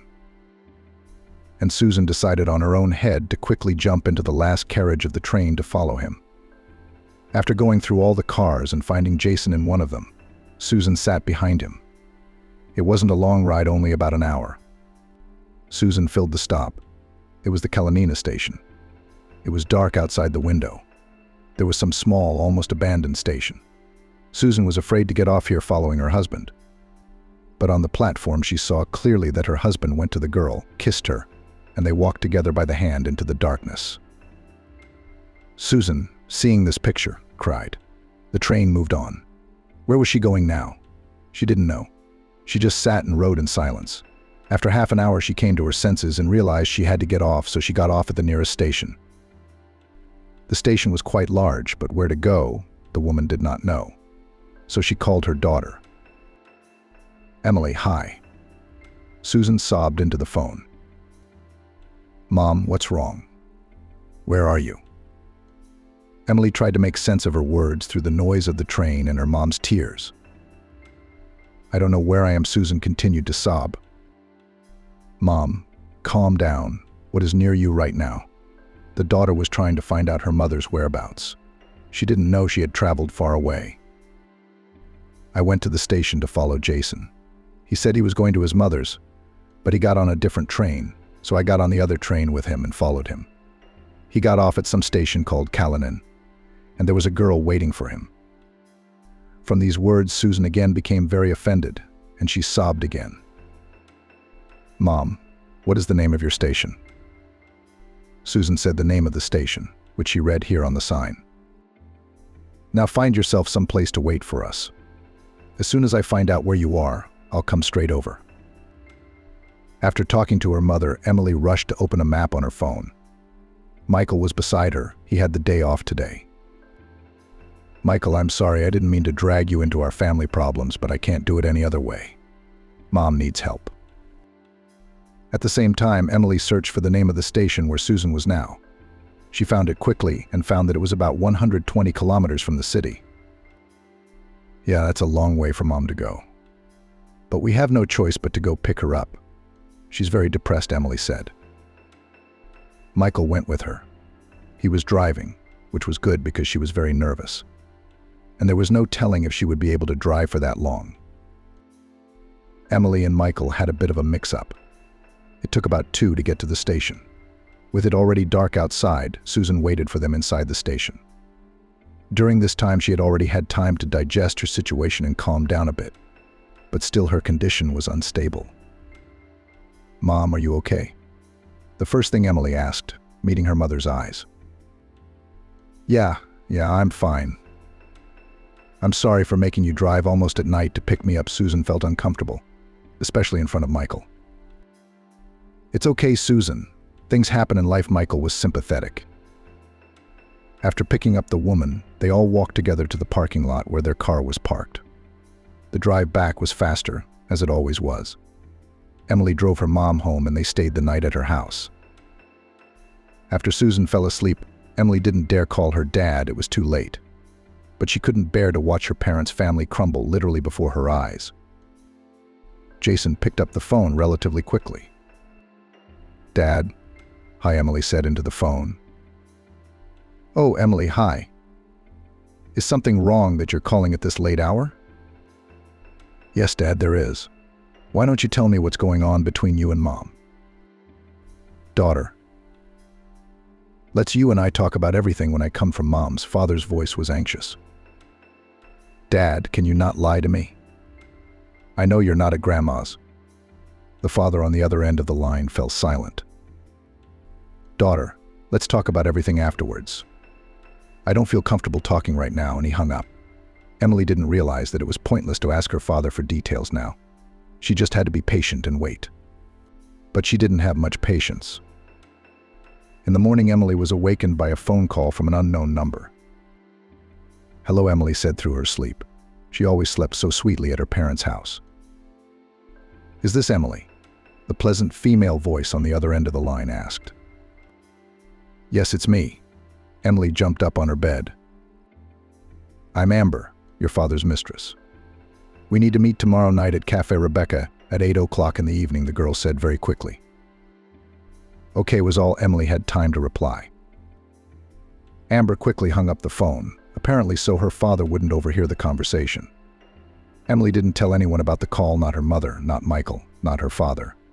She decided to go to the meeting first, and then act according to circumstances. Cafe Rebecca was located in the center of the city and was considered one of the most prestigious establishments. Emily had been there only once before, as a student, when she had gone there with her friends. This time Emily felt at ease already. She had money for this cafe. Last time, when she was still a student, going to this place took half of her scholarship. Once inside, she searched her eyes for this Amber. Emily didn't know what she looked like, but her dad's mistress had found her and waved her over. Emily cautiously made her way in her direction. Emily, I'm going to have a short conversation with you. After all, you and I are not friends. I urge you to keep quiet about our conversation, otherwise it will be worse for you. Amber started the conversation. Emily carefully sat down in the soft chair. A waiter immediately came over to her. I'll have a cedar latte, please, she said. One thing Emily remembered from her college days was that Rebecca's made very good coffee. The waiter nodded and walked toward the kitchen. I have a favor to ask of you, Amber continued. Get off my Michael, and I'll get off your father's back. Emily didn't understand anything. What are you talking about? And what right do you have to tell me to leave Michael? The girl was indignant. I have every right, Amber shouted. You're the reason Michael left me. He met you and left me. What the hell are you talking about, Amber? Emily still couldn't understand what kind of nonsense this girl sitting across from her was talking about. Before Michael met you, he and I dated. He was in love with me, and then he met you, and he turned his attention to you and forgot all about me. But I didn't let that go. I found out about your family, and I got your father to fall in love with me. I had no trouble seducing him. Apparently, he was so caught up in his old family relationships that he jumped on me like a hungry dog on a bone. What did your mommy do to him? Amber laughed. Don't you dare say that about my mommy, Emily exclaimed. She hated to hear such words about her parents. What's your dad like in bed? Amber continued to play. If you want your father back in the family, leave Michael alone, Amber said and got up from the table. Otherwise, I'll make him marry me, which will completely break your mother. And I'm not kidding.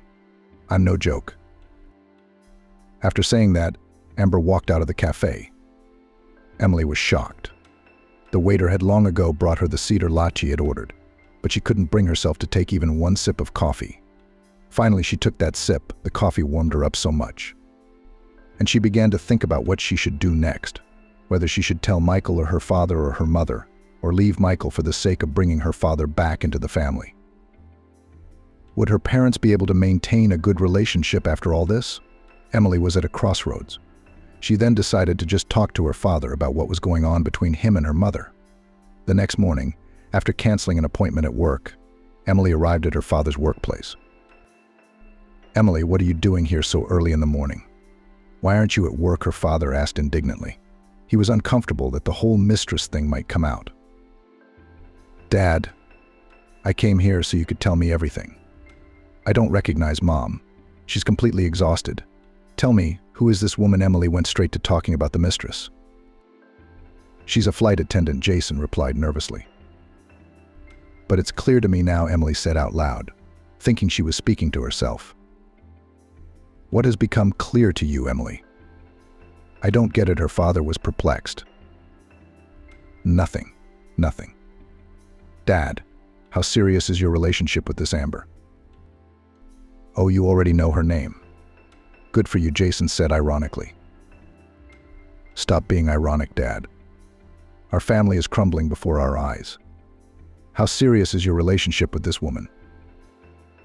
Honestly, daughter, I had a crush on her, but I didn't think it would go this far. Admittedly, the initiative came from her. But of course she wouldn't have missed out on a man like you, wealthy, successful, athletic, and handsome.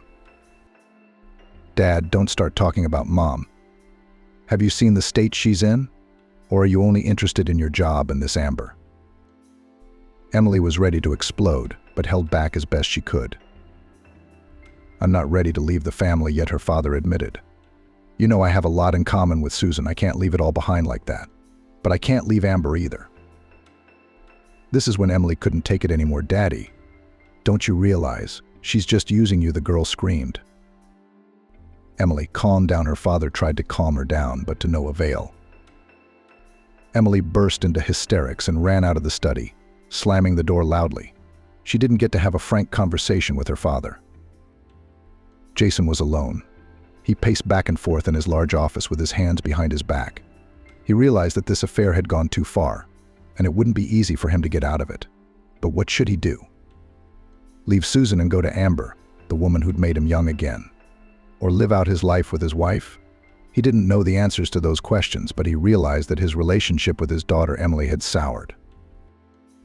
Emily ran out of her father's office, ran to her car in the parking lot, and tried to calm down in the car. She didn't manage to calm down right away. When she was able to drive, the girl decided to go to her mother's house and talk to her. Today was Susan's day off. She was a little surprised at her daughter's sudden appearance.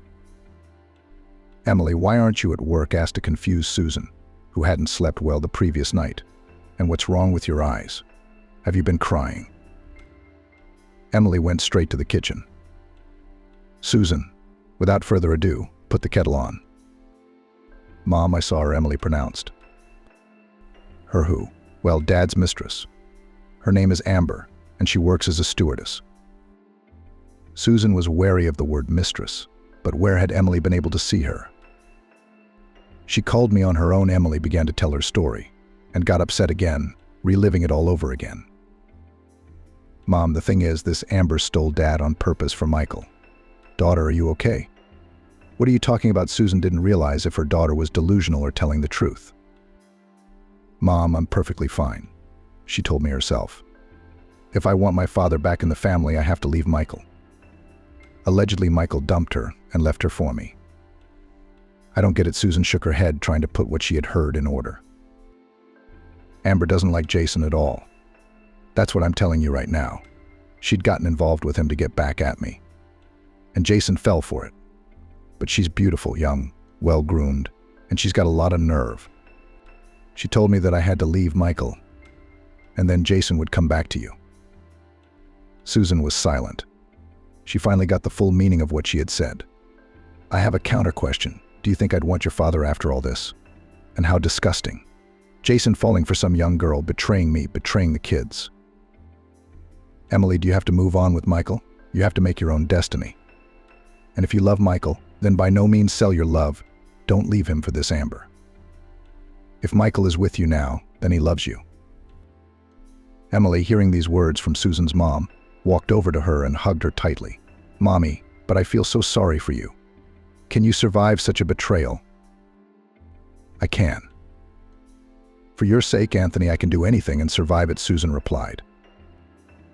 The women were unable to continue the conversation further, as Emily's younger brother Anthony came in from practice.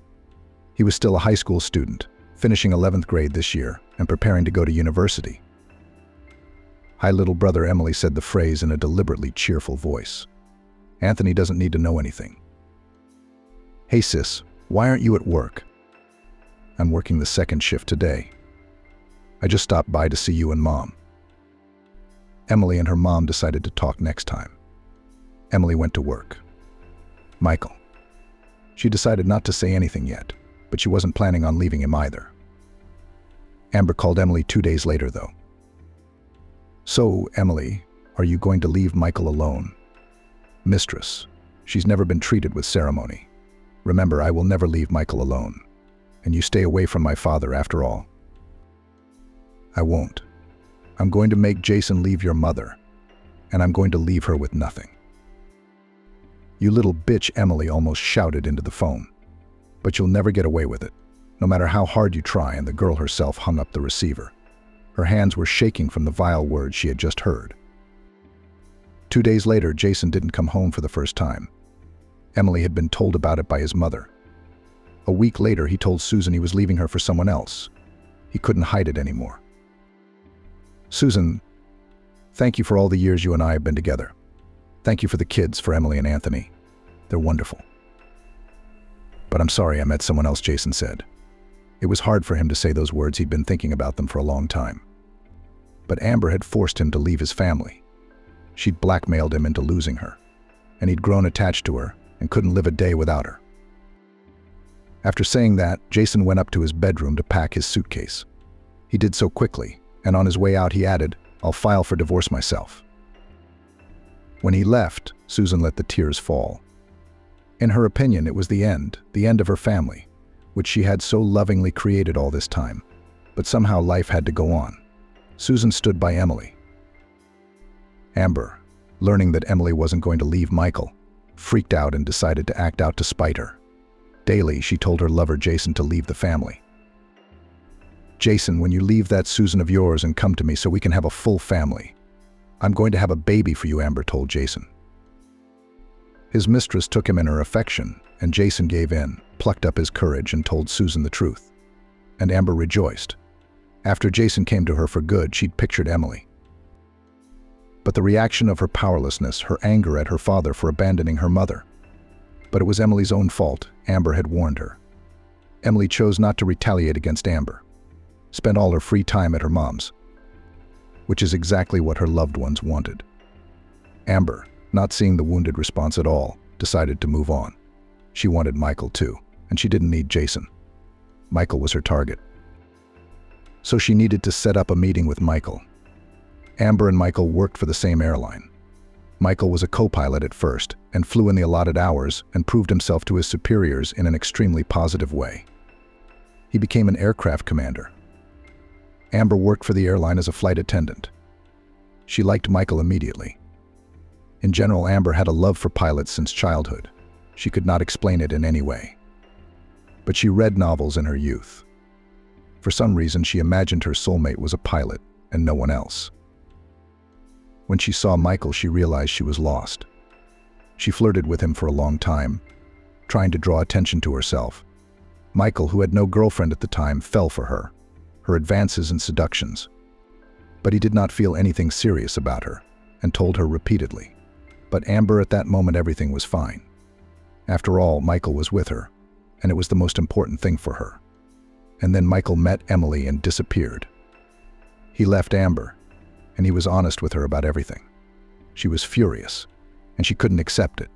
She couldn't accept that Michael had traded her for someone else. She didn't immediately follow Michael's new girlfriend. In principle, it wasn't hard to do. Emily had come to the airport a few times to pick Michael up after work.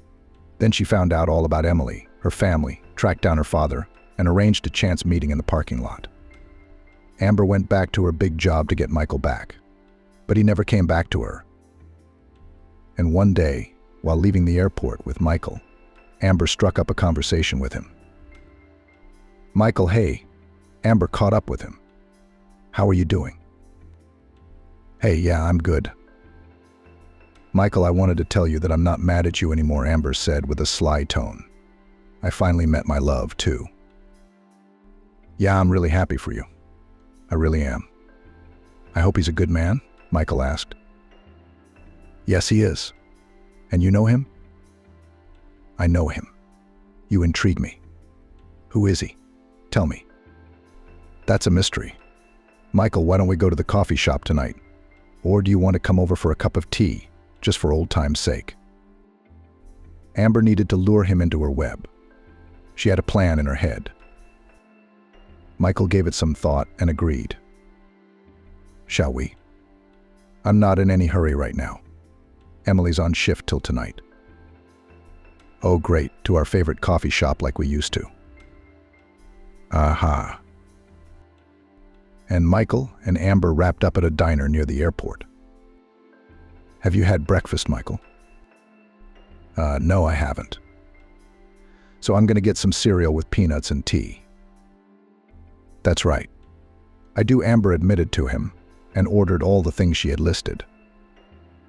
He ordered himself scrambled eggs and sausage and an espresso. Amber needed to lure Michael to her house at all costs.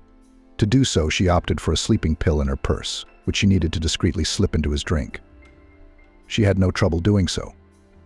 When Michael went to the bathroom, she calmly took and added the medicine to his coffee. Only she made a small dosage, so that he did not pass out right here in the cafe.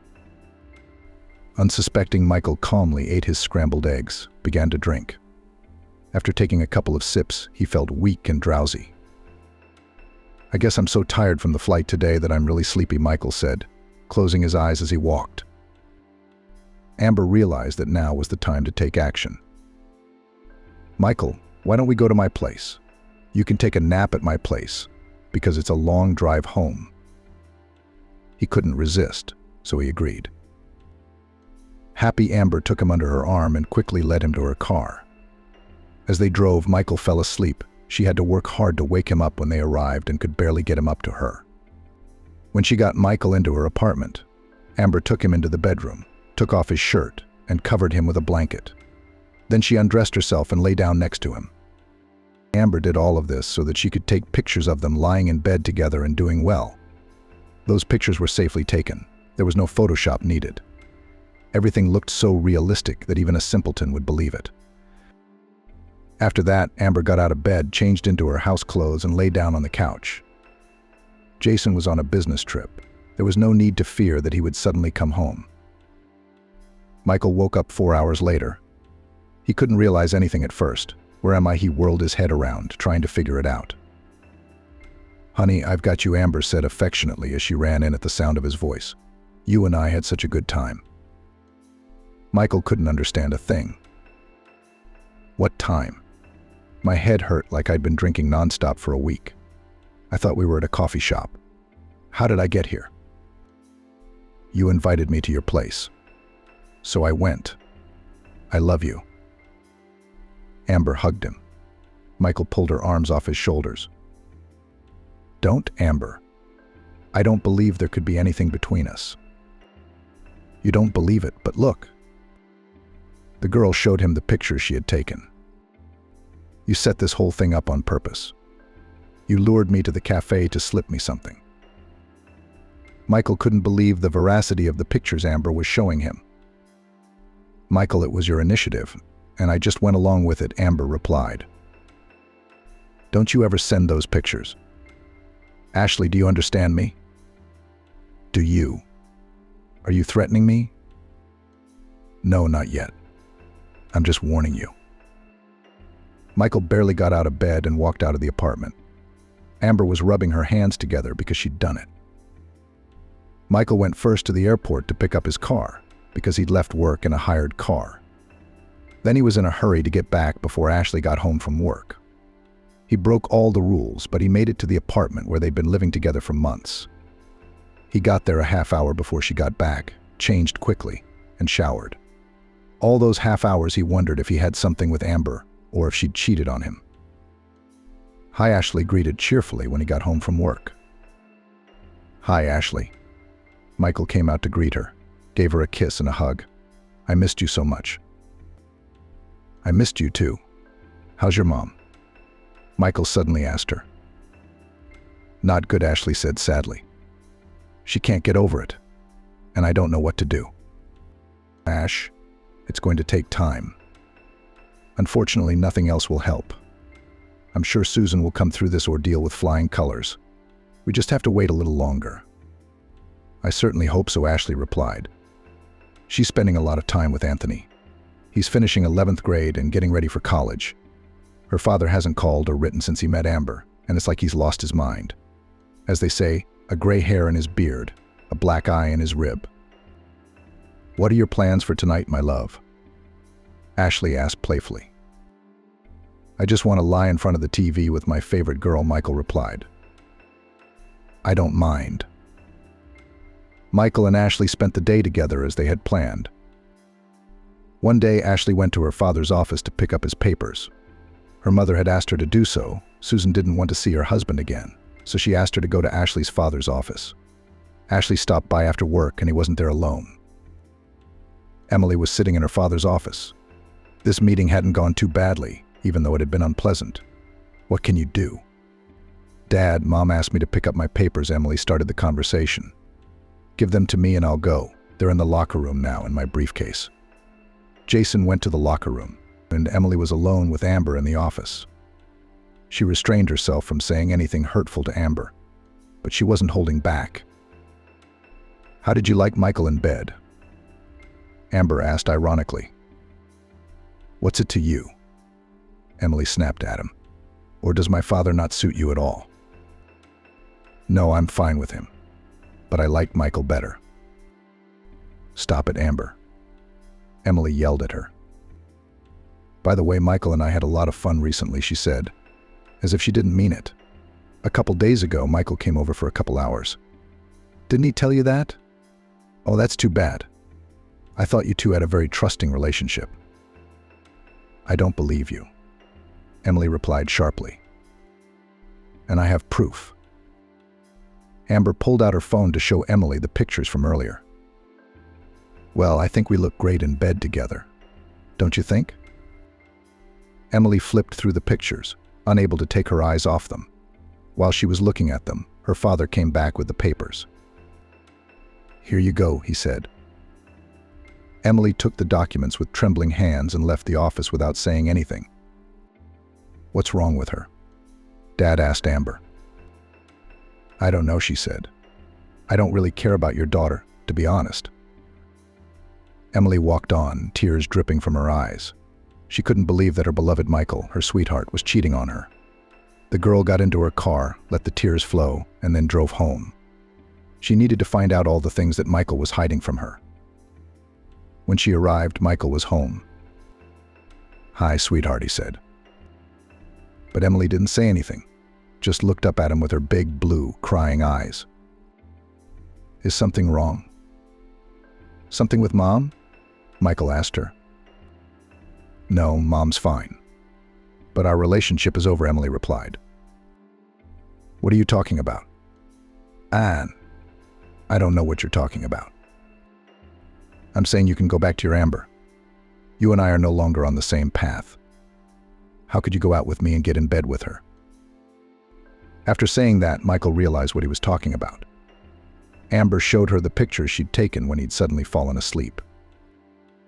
"I'll explain everything to you right now," he tried to justify himself. "I don't want to hear any of your explanations. I've got it all figured out," Emily said harshly, though it hurt her to say such words to the man she loved. "Now please take your things and go live at your place." Michael realized that Emily was very upset with him. He himself would have been offended too, so without further ado he gathered the necessary things and left the apartment. Emily was left alone. She cried all evening, sitting on the couch and remembering their relationship with Michael, how it had started, how much romance there had been in the beginning, how she had fallen in love with him as a freshman girl, how she had waited for him from flights. She remembered and cried even harder from the hopelessness that nothing could be taken back. In the evening, her mom came to visit her. Susan's visit was planned. She wanted to pick up the documents Emily had traveled to her father's office to get. Susan saw Emily crying. "What's wrong, daughter?" she asked. Now Susan had to comfort her daughter. "Mom, it's Amber. Imagine today when I went to my father's house, she showed me pictures of her and Michael in bed.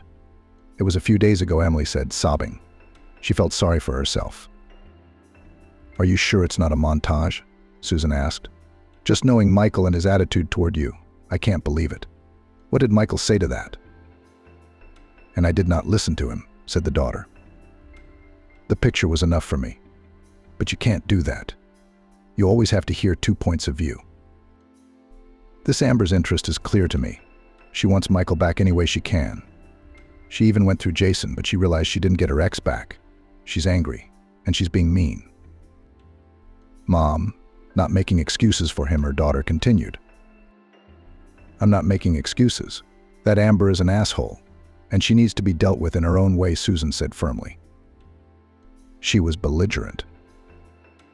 I realize now that Jason is just a fling for her. And I've been asking myself for days, why didn't I fight for my husband? And Emily, maybe you should have given that girl a big send-off. Mom, is that you? Emily didn't recognize her usually quiet and calm mother. How do you want to fight for Dad? I don't know yet. It's Anthony's birthday, so we need to get the whole family around the family table soon. Can you help me? And we'll invite my dad too, of course.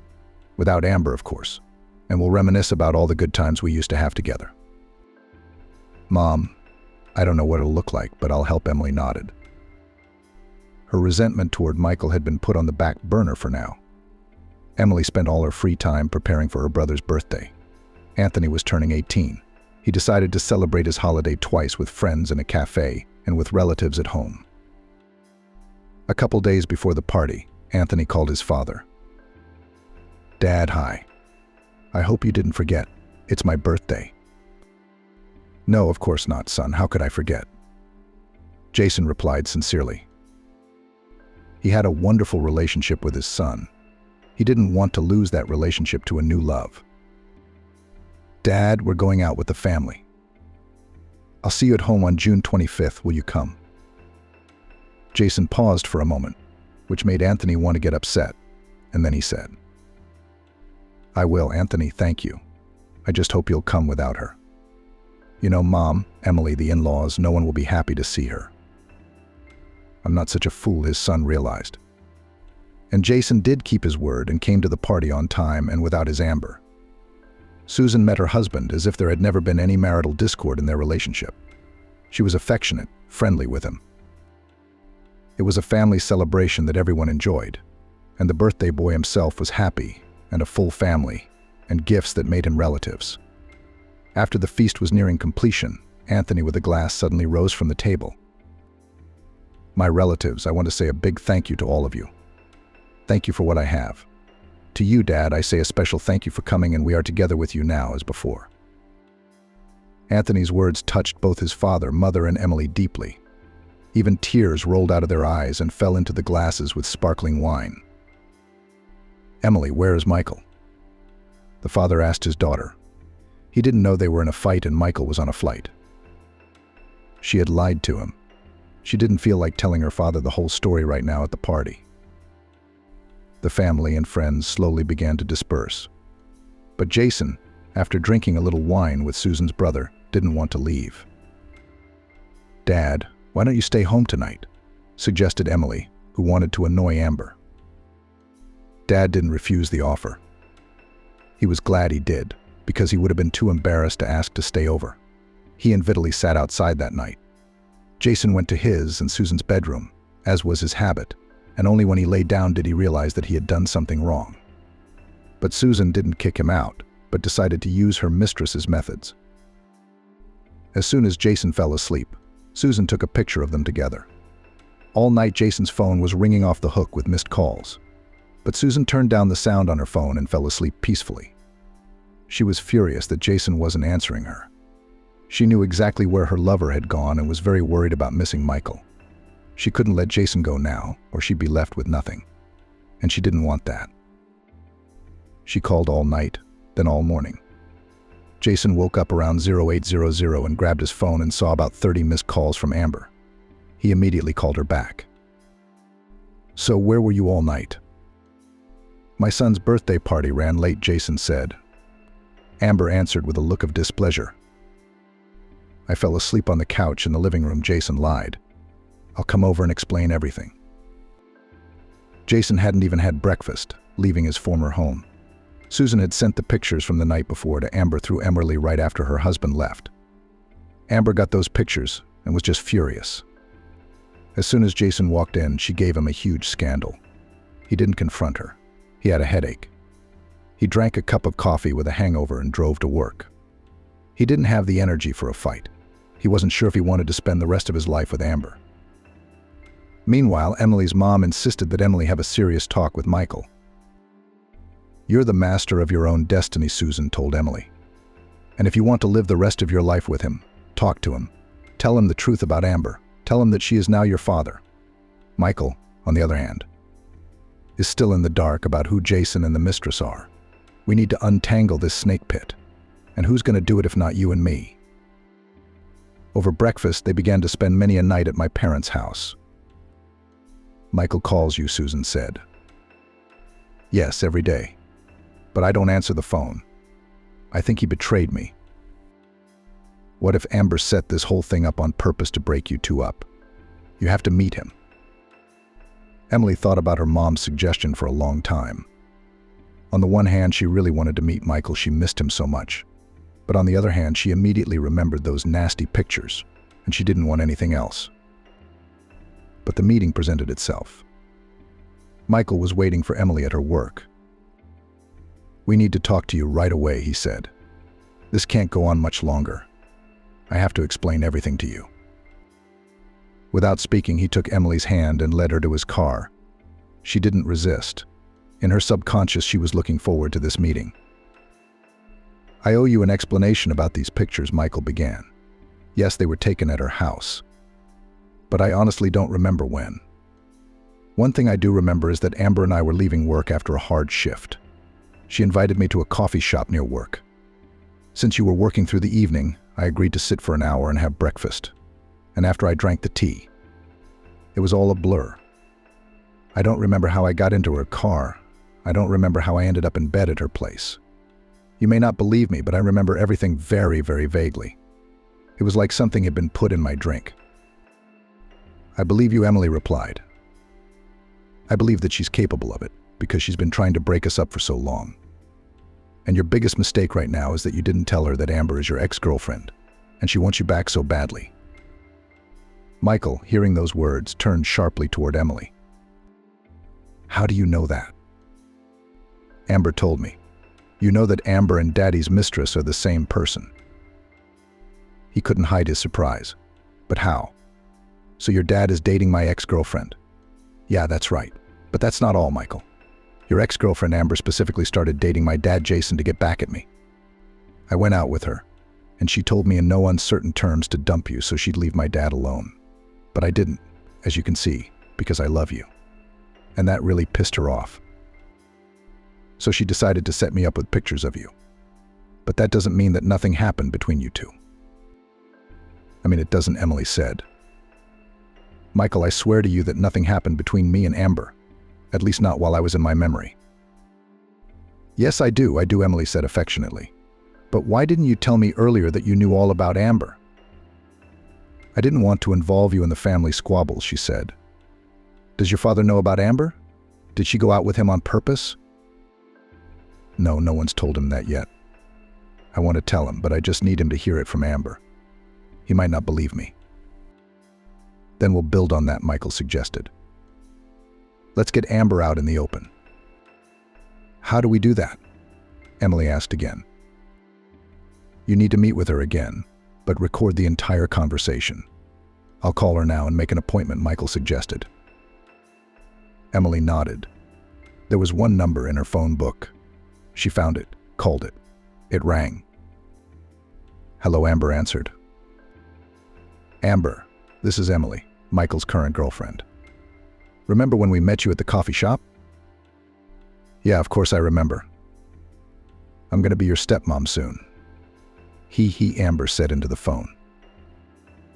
"Amber, if your offer to dump Michael still stands, I'm in. But we need to meet again and talk things through. I need assurances," Emily said into the phone. "I'll never give up on Michael, so it's on. Do you want to meet? Well, let's do it tonight at 8 p.m. at the same place," Amber suggested. "Okay," Emily replied. "Well, that's half done," Michael said as Emily hung up the phone after talking to Amber. "Yeah, but I'm so scared to do all this, like I'm going to betray you tonight," she added. "Don't be afraid of anything, Emily. I'll always be there for you. "Trust me," Michael said, and leaned in to kiss her. Emily did not resist for the first time in a long time. After that conversation, they drove to the apartment where they had lived together before their fight. Emily began to get ready to talk, as it was already 4 o'clock. "I could take you to a coffee shop," Michael offered, but she declined. Emily was afraid that Amber would notice him and not believe that the whole situation was real. Finally, evening came, and Emily drove to Boston in her car. It wasn't a long drive, so she got there in 15 minutes. Amber was already sitting at a table in the cafe in all her war paint. "You've had enough of Michael, haven't you?" Amber asked. "No, I love Michael, but I'm sorry about Mom. She's very depressed. She doesn't go out, she doesn't eat, she lied. I really hope that Daddy will come back to the family and everything will get better. Mom will revive at least a little. But I need to know that if I leave Michael, you'll leave Dad alone." "Yeah, I promise you that. You leave my Michael and I'll leave your father.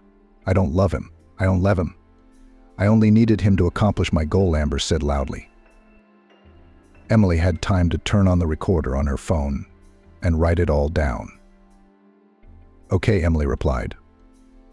"I believe you, Michael is yours." With those words, Emily got up from the table without ordering anything. Everything she wanted to get, she had already gotten. She drove home and told Michael everything. Amber believed it. "You have to play your part now," Emily said. She and Michael agreed that he was in the play and would play the role of the jilted and hurt boyfriend. They wanted to get Amber to dump her wounded father. Amber found out about Emily dumping Michael 2 days later. She caught up with him when they got off work together again. "Michael, is it true? Did you and Emily break up?" "Yes, I did," he answered her. "So now I have a chance again?" Amber asked ambiguously. "But everyone always has a chance," he answered ambiguously and walked on. Amber took his answer as a call to action and acted on it. She needed to tell Jason that they were breaking up. But first she needed to make sure Michael was in her good graces. Amber didn't want to be alone. One night, Amber called Michael, and he was at Emily's at the time, but Michael answered the phone. "Hey, why don't you and I get together? I've missed you." He paused for a moment, then agreed. "All right, let's go to a coffee shop near your house." Emily didn't like hearing that, but Michael reassured her. "Emily, honey, but just be patient. As soon as we get Amber out in the open, we'll get you married. We have to get your father out of that stewardess clutches." Michael began packing for his meeting with Amber. Emily let him go with a heavy heart. What kind of girl would send her favorite guy to meet her ex-girlfriend? And a very attractive one at that. Michael arrived at the cafe. Amber arrived about 5 minutes after him, walked up to him and gave him a hug and a kiss on the cheek. "Michael, I missed you so much." "The test was a given," Amber said. "And I missed you a little too," Michael added a little later. "I was told you grieved after me. And not for long. Did you find a new boyfriend quickly?" She faltered, but she had to answer something. "Yeah, it was just a fling. I thought I told you about him. An older man just bored with his boring family life, got attracted to me. I'm bored with him. We have very different interests." "Interested in you, or did you seduce him?"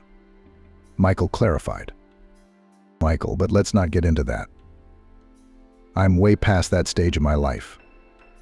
I'm going to tell him today that it's over between us, even though he's so attracted to me. But I want you and only you, and I'll talk about it 1,000 times. But I can't promise you anything serious. I've just been dumped, and I'm disappointed in every woman in the world right now. Trust me, I can prove to you that not all women are assholes. There are some decent ones.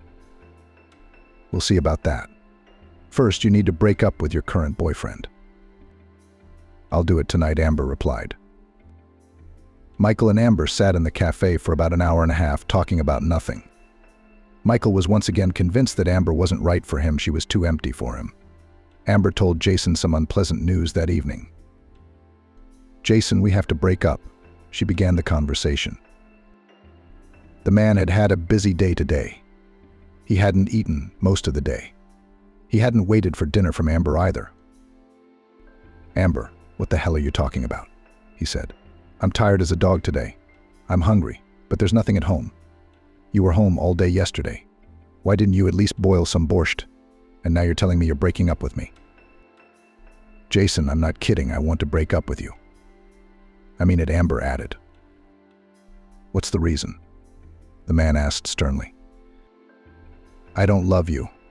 I don't feel like you're my man. So I'm asking you to get out of my apartment today and tomorrow. Jason, these words really hurt him. Had he, at almost 50, lived to be dumped by a young girl? Didn't I give you enough money? He asked. It's fine, Amber replied. But you're not my man. I'm sorry, I don't want to get into this anymore. I'm tired. Amber left the bedroom where the conversation was taking place. Jason immediately packed his suitcase and left the apartment. He had nowhere to go back to. He wasn't going straight to Susan's house. So he drove back to the hotel, frustrated and angry not so much at Amber as at himself for being such a fool. He'd thought she was the girl he was going to spend the rest of his life with. How had he been wrong? Naive. As soon as Jason left, Amber silently called Michael. Michael, I want you to know that I broke up with my Jason. He just moved out of my apartment. You can come over. Amber was pleased. She couldn't believe that her plan had finally worked and that she and Michael would be reunited very soon. But how wrong she was. Michael told Amber that he couldn't come to her place today because his mom was sick and he needed to be there for her. Amber believed him, saying she was expecting him any time. And Michael, of course, was at Emily's the whole time. He's the one who told her what Amber said about breaking up with her dad. I wonder where he went now. Probably to a hotel, because he has nowhere else to go, Emily said. Emily, listen, what if I called my dad and asked him to come over to my mom's house and tell him that we wanted to have dinner at my mom's house? What do you think? Michael suggested. That's not a bad idea. Call him. Michael agreed, and Emily immediately dialed her father. Dad, hey, what are you doing right now? Do you have time right now? Why don't you come over to Mom's? We're planning on going over there too. We're going to sit around and drink tea from the samovar. Emily, would it be okay for me to go to her house uninvited? I was mean to her, leaving her, Jason said. Dad, but Anthony and I are calling you, and I think she'll understand that we wanted to talk to Dad. All right, I'll be there in an hour, Jason replied. He had nothing to do at the hotel, so he agreed to spend time with the kids. Emily had time to tell her mother, and she and Michael went to Susan's house. Jason didn't lie, he came. It was awkward for him, but he managed with his agility, and they all sat down to drink tea from the samovar and play bingo. And after a while, Emily called Daddy to talk to her. Dad, I've got a rather complicated conversation to have with you about your Amber.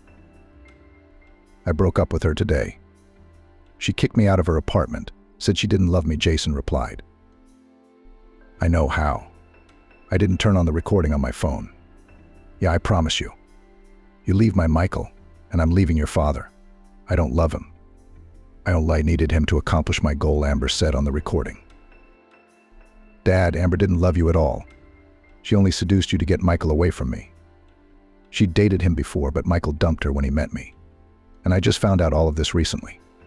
You fell for her and hurt your mom, Emily said. Jason didn't say anything, but he didn't have much to say. In his defense, Michael had faked our breakup and told her that he was ready to go out with her again. She dumped you that same day, Dad. She's nothing, Emily finished and left the room. Jason remained standing alone in the room in silence. The next day evening, Emily walked Michael to work outside the airport. They met up with Amber. Emily purposely hugged Michael, kissing him. He reciprocated by kissing her too. Amber walked by them just then, and Emily had time to say, "You're too excited, sweetheart. You'll never see my Michael. He's mine and mine alone. You're a liar, Michael." Only now she realized that she had been tricked. You're not all about screwing around with men. You stole my father away from my family, so you're left with nothing, Emily added. She was glad that Amber was finally getting what she deserved. And she deserved to be left alone. Michael and Emily got married a few months later and went on their honeymoon in Los Angeles. Emily had long dreamed of visiting that city. After the honeymoon, they sold their 2 apartments and bought a large 2-story house. And a year later, they had a son who was named James. Emily was on maternity leave, and Michael continued to work as an airplane captain. Susan, mother-in-law, not immediately but accepted her daughter-in-law into her family because she had no choice. Emily healed Susan's knee, for which she was also very grateful. It took Susan a while, but she forgave Jason, who had apologized to her 1,000 times and asked for permission to return to their family nest. Susan accepted him back and tried not to remember everything that had happened between him and his mistress Amber. In fact, Amber's name was avoided in this family. Too much emotion had been stirred up by it so far. Anthony, Emily's younger brother, graduated from high school and entered the Massachusetts Institute of Technology. Amber quit her job at the airline where she and Michael worked together and left town for good. Their mutual acquaintances talked about Amber meeting her love and getting married too. But most importantly, she no longer bothered Emily, Michael, or Jason and Susan with her presence. Arriving at his ex-wife's house a year after the divorce, her husband froze upon learning of her fate. Amanda ran to the kitchen sink and splashed the coffee she had just drunk from a cup. "Catherine is messing with me again," the woman thought with anger and despair. "Stop hitting her with a belt," Amanda said out loud. She had woken up this morning in a good mood for once. It was Saturday, the whole weekend was ahead of her. She lay in bed, staring at the ceiling, wondering lazily where the sun bunny had come from.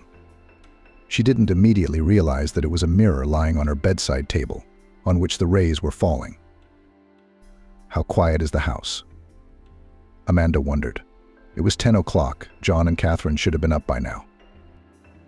She planned to go to the mall and buy herself the pants she'd been eyeing on the store's website for a while, and pick up some clothes for her stepdaughter. Afterward, she and her husband could spend the day together. Amanda turned on her side and saw a note from her husband gone on business. Urgently summoned. But John won't know when he'll be back, she thought. Why does he have to be the one to be pulled on weekends? If the boss himself had traveled like this, he would not have sent others. Her husband was the deputy head of a large construction firm. He often personally traveled to the sites, including on weekends.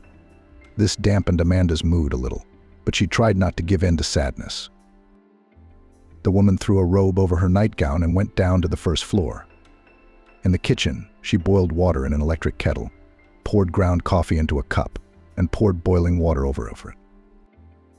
"John wouldn't fail to remind me that there's a coffee machine in the house," Amanda smiled. "But it was nice to be able to make coffee the old-fashioned way, like when I was a student." She covered the cup with a saucer and went to the bathroom to wash up. Amanda decided to take a shower and stood under the cool jets for about 10 minutes.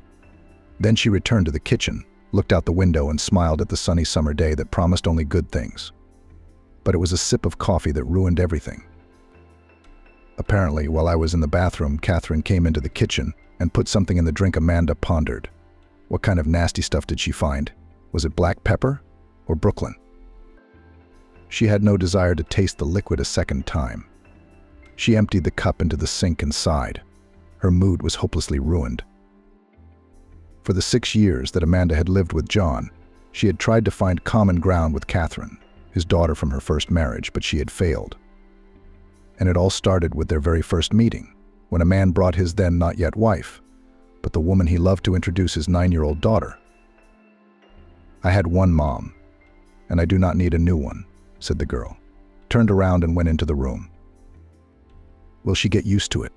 John then divorced his hands. "It's been 3 years since Mary died. She misses her," Amanda said. "A child is attached to her mother, and I'm not her aunt yet." "That's all right," her husband replied. But it didn't happen. When the woman offered to go with the girl to the children's park to spend time together and get acquainted, she seemed happy at first, but then throughout the walk was terribly cranky. "I'm dizzy. I feel sick. I don't want to feed them and I don't want to eat myself. I don't want ice cream either." She refused even her favorite treat. John and Amanda were a little confused by her behavior, so they came home and tried to have dinner together. "My stomach hurts," Catherine said, and retreated to her room. So it went on. The girl perceived the new woman of the father exclusively in the bayonet. The man, on the contrary, only dreamed of meeting a new love after several years of lonely life after the death of his wife. "So smart and beautiful," he said of Amanda. and they met in a public restroom at the train station. It's a shame to tell this story, the woman laughed later, recalling the situation. But she was not laughing then. In February, she came from her district center to the big city, where she found a job. The bus ride took her only 2 hours, so there were no sanitary stops. By the end of the trip, Amanda had a terrible urge to go to the bathroom. She jumped out of the vehicle and almost ran to the bus station building, but ran into a closed bathroom door. The restroom was closed for repairs, the note on it said. The nearest one was in the train station building. "What the hell is this?" the woman exclaimed in frustration. But there was no way out, and she hurried toward the train station, which was nearby. To get there, she had to pass through a small square, then go down into an underground passage, where people in a hurry were also pushing and literally stepping on each other's heels. God, couldn't the stations be connected somehow? Many people change from train to bus and vice versa, she muttered to herself. She was sweating in her down jacket from the fast walk. Strands of her brown hair were poking out from under her hat, and the suitcase she was dragging behind her looked like it was going to tear her arm off.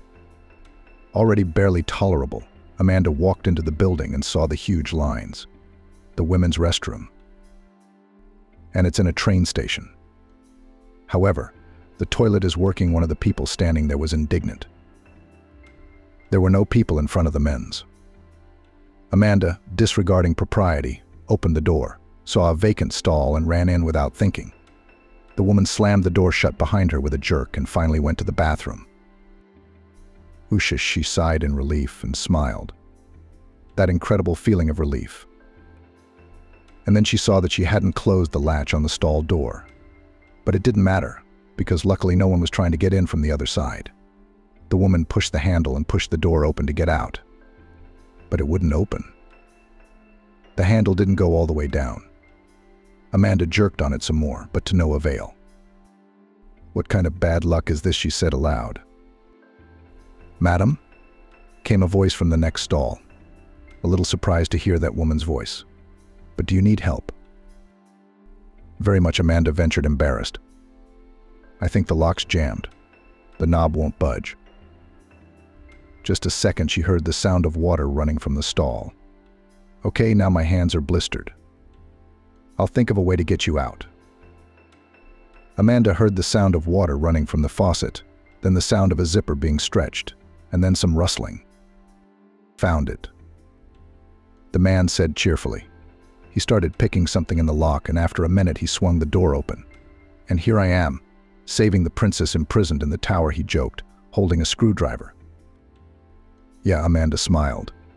"A good princess upset with the press in front of the toilet." "You're a fine lady." The man winked at her, and she admired his brown eyes. Dark-haired, handsome man. "Thank you," seriously the woman said as she left the stall. "And I'm sorry to barge into the men's room, but I'll tell you the whole epic with the search for the restroom." "Can we go out of here?" the man suggested, "and continue our acquaintance over a cup of tea? My treat." "I agree," Amanda said. "Where can I get something to eat here? I don't know the city." "Let's go to a pancake house right here at the station," the man suggested. "My name is John, by the way." "Amanda," the woman replied. "I agree. The pancake house is good. Let's go before the next leg of the road." They went to the far end of the building, where a sign with the image of appetizing pancakes hung. Once inside, they placed their order. Amanda chose cheese pancakes, and John chose chicken pancakes, plus 2 cups of black tea. We sat down at a table while we waited. "Where are you from?" the man started the conversation. "On business or visiting? Is this your first time here?" "No, not for the first time. I've already come once for an interview. I'm from the district center. We don't have much work there. I found a vacancy here. I got hired, and I'm moving." Brevity is the sister of talent, John smiled. In a few sentences, they informed me of the events of the past few weeks. "And what do you do?" the woman asked. "Where did you get a screwdriver all of a sudden?" "I work in a construction company. Constantly on the road, inspects objects. I accidentally picked up a screwdriver at the construction site after checking the fasteners. I found it on the train, called my colleagues and told them that I would bring it back the next time I visited them. It was a lucky coincidence for me, Amanda said. I don't know how long I would have had to sit there if it hadn't been for you. Oh, our order is ready. John got up and went and got it. Voila. He put the tray on the table. I'll pay for it. I insist, the woman said. You have a lot of money you need for rent. You'll need it now. Keep it, and I won't have to rent a hostel. That's why I got this job. It pays well and I have a place to live. After all, a hostel is cheaper than an apartment. I see, the man replied. But still, I'm not used to paying for women. So I insist on treating you. All right, Amanda accepted. Where do you live? I'm in the suburbs. I own my own house, built it a few years ago for my family. The woman blushed a little because she was starting to like this man. Are you married? Not anymore? No, he answered with restraint. My wife died, a transient cancer. My daughter is left behind. It's just the two of us. I'm sorry. My condolences, Amanda said sympathetically. How old is your daughter? She'll be 9 soon. She's my pride and joy. She's a good student. She plays sports. What kind of sports? I just got a job. State Athletics Training Center. She does skiing, plans to participate in races, but so far she's only enrolled in a sports school. Enrollment starts at age 9, but the coach was cooperative. Her daughter is a little younger, but they say she has abilities. Are you an athlete? What kind of sport do you do? I'm not. I take care of the athlete's health. I'm a nurse. Oh, how interesting. It's a bit of a catch-22, if you'll pardon the expression. I've been getting some injections lately. Don't think I'm sick. I just banged my elbow on a door jamb. Now it's a nerve problem. I can't feel my fingers. There's this nasty feeling that the whole nerve from elbow to hand is like a taut rope. Yeah, it's a minor injury, but it's a nasty one, Amanda agreed. Well, I do not want to go to the clinic for injections only to lose time in lines. So I was thinking of hiring a visiting nurse when I get back from my business trip. Maybe you'd be willing to help me out. Oh, I'd love a part-time job. But how would you get to the suburbs? There's a shuttle bus. If it's convenient for you, I'd rather invite you to our company's office. It's downtown. I'm just working all the time. My daughter is looked after by a governess and my mother-in-law. And me, staying late and at night, it would hardly be convenient for you to come to our house. It's a deal, Amanda said. I'll just check my schedule at the new place and contact you to discuss a convenient time. And for that we need to exchange phone numbers, the man smiled. Write mine down. That's how they began to communicate. And for 10 days, which lasted a course of prescribed injections, they became close. This was undoubtedly due to the daily contemplation of my naked heel, John joked. Yes, I appreciated your confidence, Amanda agreed. They began seeing each other on John's rare days off. His daughter Catherine was very unhappy with Amanda's appearance. Daddy, let's go out. I miss you so much. Why are you leaving home for that woman? The girl asked unhappily. Don't you love me anymore? Of course I do. I just want to take a little break from work and family matters and spend time with someone I like, the man said as affectionately as possible. You'll like her, you'll see. However, the girl took her father's new friend in stride. John and Amanda did not give up hope that the girl will eventually change her mind. But that didn't happen. After the first meeting and a trip to the park, they tried to go to the movies together, but Catherine again only frowned, showing that she was not interested in everything that was happening. You know what I suggest? John suddenly suggested to Amanda the next day. I think if we all live under the same roof, Catherine will realize that we're serious, and she'll soften up on you. I don't think it's time yet, Amanda shrugged. Maybe we should wait. Why wait until we're old? I want to live a full life with my family now, not put everything off for the future, the man insisted. The woman agreed, even though it seemed like a bad idea to her still only a few months after meeting him. She gave up her dorm room and moved in with John. Catherine took this fact with unexpected calm. A week later, Amanda realized why. "Honey, my childhood friend Charlie is coming to visit us on Sunday," John said on Friday. "He lives in another city and wants to show his fiancée his native New York. But he wants to meet my fiancée too." He hugged the woman and kissed her. "And I'm already in bride status," Amanda smiled as she returned the kiss and also hugged the man. "Of course I'm an honest man and I always marry the ones I love," John jokingly assured her. "If that can be considered a proposal, then I'm in," Amanda said. "That's just in case," the man said affectionately. "We'll talk about it later." On Sunday, Amanda woke up early. She set the alarm clock for 8 because it was going to be an active day. She had to feed the guests breakfast after the road, then walk around the city, show the sights to Charlie's fiancée, and in the evening have dinner at a restaurant. Amanda really wanted to make a good impression on the people close to John. "Now we'll have a quick coffee," she thought as she looked at the sleeping John. "Then I'll do breakfast, and closer to their arrival I'll do my makeup and hair." With those thoughts, she stood up and reached for her glasses, which were on the nightstand. The woman had poor eyesight, so she wore contact lenses for work and other occasions when she left the house. At home, she wore glasses. Now Amanda was running her hand over the surface of the nightstand, trying to find the glasses, but it was as if they weren't there. "That's odd," the woman thought. "Maybe John moved them.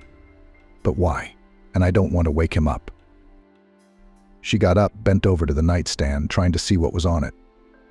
Then squatted down and ran her hands across the floor, deciding that the glasses might have fallen there. Amanda then looked for them everywhere: on the nightstand at John's side, on the dressing table where her makeup was, and on the windowsill. But the glasses were nowhere to be found. "God, I threw away my contact lenses yesterday," remembered the woman. "How am I going to get ready for the guests?" John was supposed to buy the lenses. Later in the morning, he was going to meet the guests at the train station and could stop at the optician's on the way. For now, without lenses or glasses, Amanda was effectively paralyzed. She couldn't cook, she couldn't clean the house. The feeling of helplessness made her cry. What happened? John woke up. Upon hearing what had happened, he said he would go get the lenses right away. "John, at 8 a.m. on a Sunday morning, where's the optician open?" Amanda sighed. "I'll find out which store opens first," the man said soothingly. "In the meantime, you try to relax." Amanda went back to bed, since she couldn't do anything anyway. John picked up his phone, went online, looked for the nearest optician open from 9 o'clock, and started to get ready to go. "Let's listen to some music," he said, handing Amanda a small player. "It helps me on business trips when I get tired of looking at my phone on the train." Amanda put on the headphones, turned on the player, and closed her eyes. John was right, the tunes distracted her, and it didn't seem so bad that she wouldn't have time to do her hair as she'd planned. The most important thing for her was to feed her guests. "I'll have to do without baking. I won't have time," she realized, and began to rethink the menu. Half an hour later, John returned. Amanda put on her lenses and finally went to wash her face and then to the kitchen. To her surprise, there on the windowsill were her glasses. "John, how did they get here?" she asked in amazement to the man who had entered next. "Did you leave them here?" He laughed. "You've ruined your own mood this morning.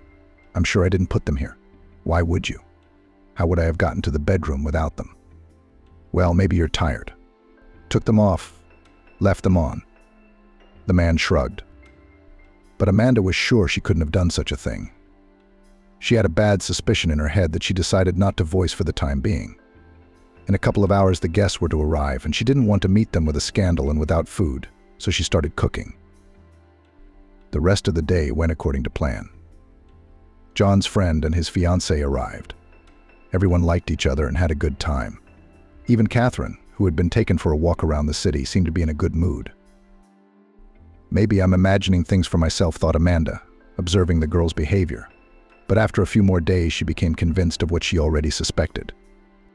The child began to constantly do small nasty things to her, then hide something, then in the yogurt spilled cereal, then throw shoes.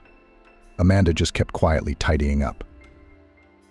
After one of the first incidents, she tried to inform John about his daughter's antics, but the response was not what she had hoped for. John, do you really believe I would do such a thing? For some reason, Amanda led the man into the living room where her underwear was strewn across the couch and chairs. Why would Catherine do such a thing? He said indignantly. Because she doesn't like me. This isn't the first time she's done something like this. Remember the stories about the glasses? I don't know why you're snapping at her. It can all be explained by your forgetfulness. I forgot that I left my underwear all over the room, but you what? Let's drop the subject, the man said irritably. I love both you and my daughter, so try not to swear. Nice touch, washed his hands of it, Amanda thought resentfully. Okay, I'm not going to take revenge on the child, I'll be patient. It went on like that for about a year, until the family moved into a new big house. John insisted. I want to see a new family nest in a new place, he told Amanda. I was living with a different family in the old house after all.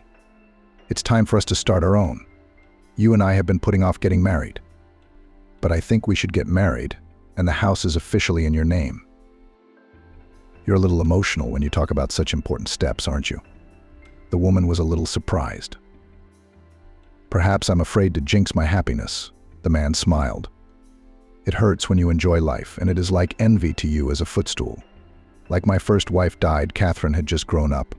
I got the job I have now, and everything was going so well. And then it all fell apart. We'll be fine, Amanda said softly. They chose a house together. Catherine was excited about the move. I'll have a big room, the girl rejoiced. Yes, your current one in our old house will seem like a cubbyhole compared to it, John replied. Let's go with your taste. Amanda decided to improve the opportune moment, as long as the girl was in a good mood.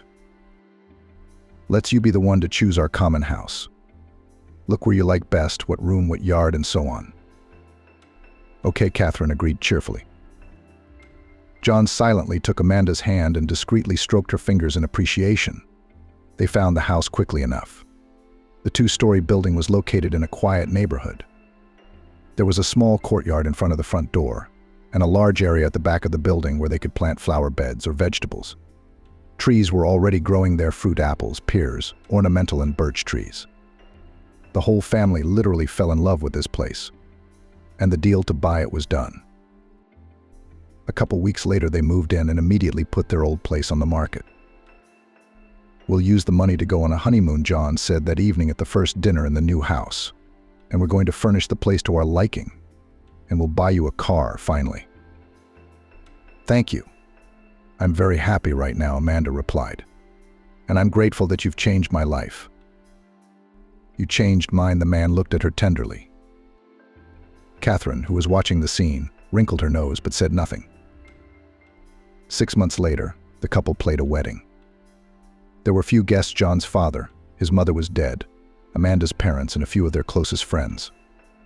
An unexpected guest was the man's former mother-in-law. He kept good relations with Anna Vitalievna and even decided to invite her to his new marriage. God grant you a long life together, she sincerely wished him, raising her glass. Amanda looked at her gratefully, happy that this woman who had lost her daughter had found the strength to accept the new woman who was taking care of her granddaughter. She didn't know then what her ex-mother-in-law's love for her child, the only family she had left, would mean. I'm not wearing that. Catherine threw her summer dress in Amanda's direction. They'll make fun of me at school. Years passed. Catherine turned 15 and adolescence was in full force. By this time she had won many competitions in cross-country skiing, received a sports category, and was enrolled in the School of Olympic Reserve. The school year was about to begin, and Amanda offered encouragement to update her closet. It was on the day Amanda was going to take her shopping that Catherine ruined her stepmother's morning coffee. I'm an athlete, not a party girl, irritatedly said the girl now, running from one outlet to another. But you're a girl. You have to look like one, Amanda answered her calmly. You can't always wear tracksuits. But I do play sports, Catherine countered. But not all of you. You have to wear something to class, to lectures. I'll see what other people wear, then I'll decide. But thank you for your concern. Catherine finished the conversation. Amanda sighed and followed the stubborn girl to the sportswear store. Buy new tracksuits. It was impossible to understand her stepdaughter. Sometimes she seemed to be good to her stepmother, and sometimes Amanda found that she continued to sneak around. It usually happened after some sort of spat. I wonder what she'll come up with tomorrow, the woman thought curiously, waiting for the girl from the fitting room. Will she put something in my coffee again? Will he delete my files in my laptop or throw out something worse? But surprisingly, there were no consequences. Despite the disagreement at the store, the girl hadn't gotten back at her stepmother in any way. Amanda had really hoped that the simmering conflict would die down on its own when Catherine entered college and moved into the dormitory. But John insisted that his daughter stay at home. I know what goes on in these dormitories, he said. I don't want you wasting your time hanging out instead of studying. At that moment, Catherine and Amanda finally shared something in common: disappointed facial expressions. Both had hoped to see each other less often. Oh well, I'll wait for her to get married, Amanda thought with bitter irony. The everyday life dragged on. Everything went on as usual. John often went on business trips. Amanda worked as a nurse. Catherine was at college until late in the evening. A phone call interrupted the routine, and in December, disaster struck. We can't find your husband. Amanda got a call from the college that afternoon. Your little girl has been seriously injured. She's in the emergency room. Amanda didn't remember taking off work and calling a cab. Despite everything, she loved this girl, even though she didn't reciprocate. She ran to the emergency room and learned that Catherine had a displaced tibia fracture and was being prepped for emergency surgery. Do you need parental consent? The woman asked the young doctor who admitted Catherine. Her father is now in another city, and I did not adopt her. Can I give permission? It's okay, the doctor replied. At 15, she can consent to surgery on her own. Okay, Amanda said, confused. So it's bad. What's the prognosis? I'm not an attending physician. I just examined her and referred her for surgery, the man replied. Talk to a specialist later. All I can say is that this type of fracture is complex, and rehabilitation after it is very long. But she will not be disabled. She's an athlete. Let's hope not, shrugged the doctor. Understand, everything will be clear at the operation. Depends on how well the specialist will be able to assemble the bone. I really can neither scare nor reassure you. It's fine now.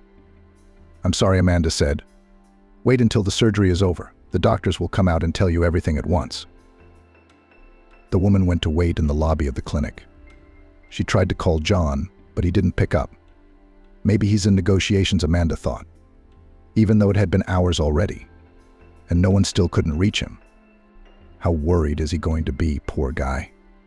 I guess I can't understand these parental feelings. After all, it's not like I don't have kids. Her thoughts jumped to the unpleasant history of their attempts to have a child. Amanda and John had thought about it a couple of years ago, when their life together had settled down. They were in their early 30s, and the chances of having a baby were quite high. However, Amanda was not able to get pregnant.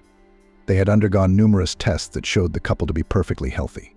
There are such cases, explained the fertility doctor. There may be something going on due to nervous tension, and the body doesn't want to get pregnant in a stressful situation of the stressors. Amanda could only remember her relationship with her stepdaughter. Otherwise, she and John had a calm, measured life without upheaval. And it appeared that, ironically, she was unable to have a child because of the presence of another child in her life. Her nervous thoughts were interrupted by a phone call. It was John.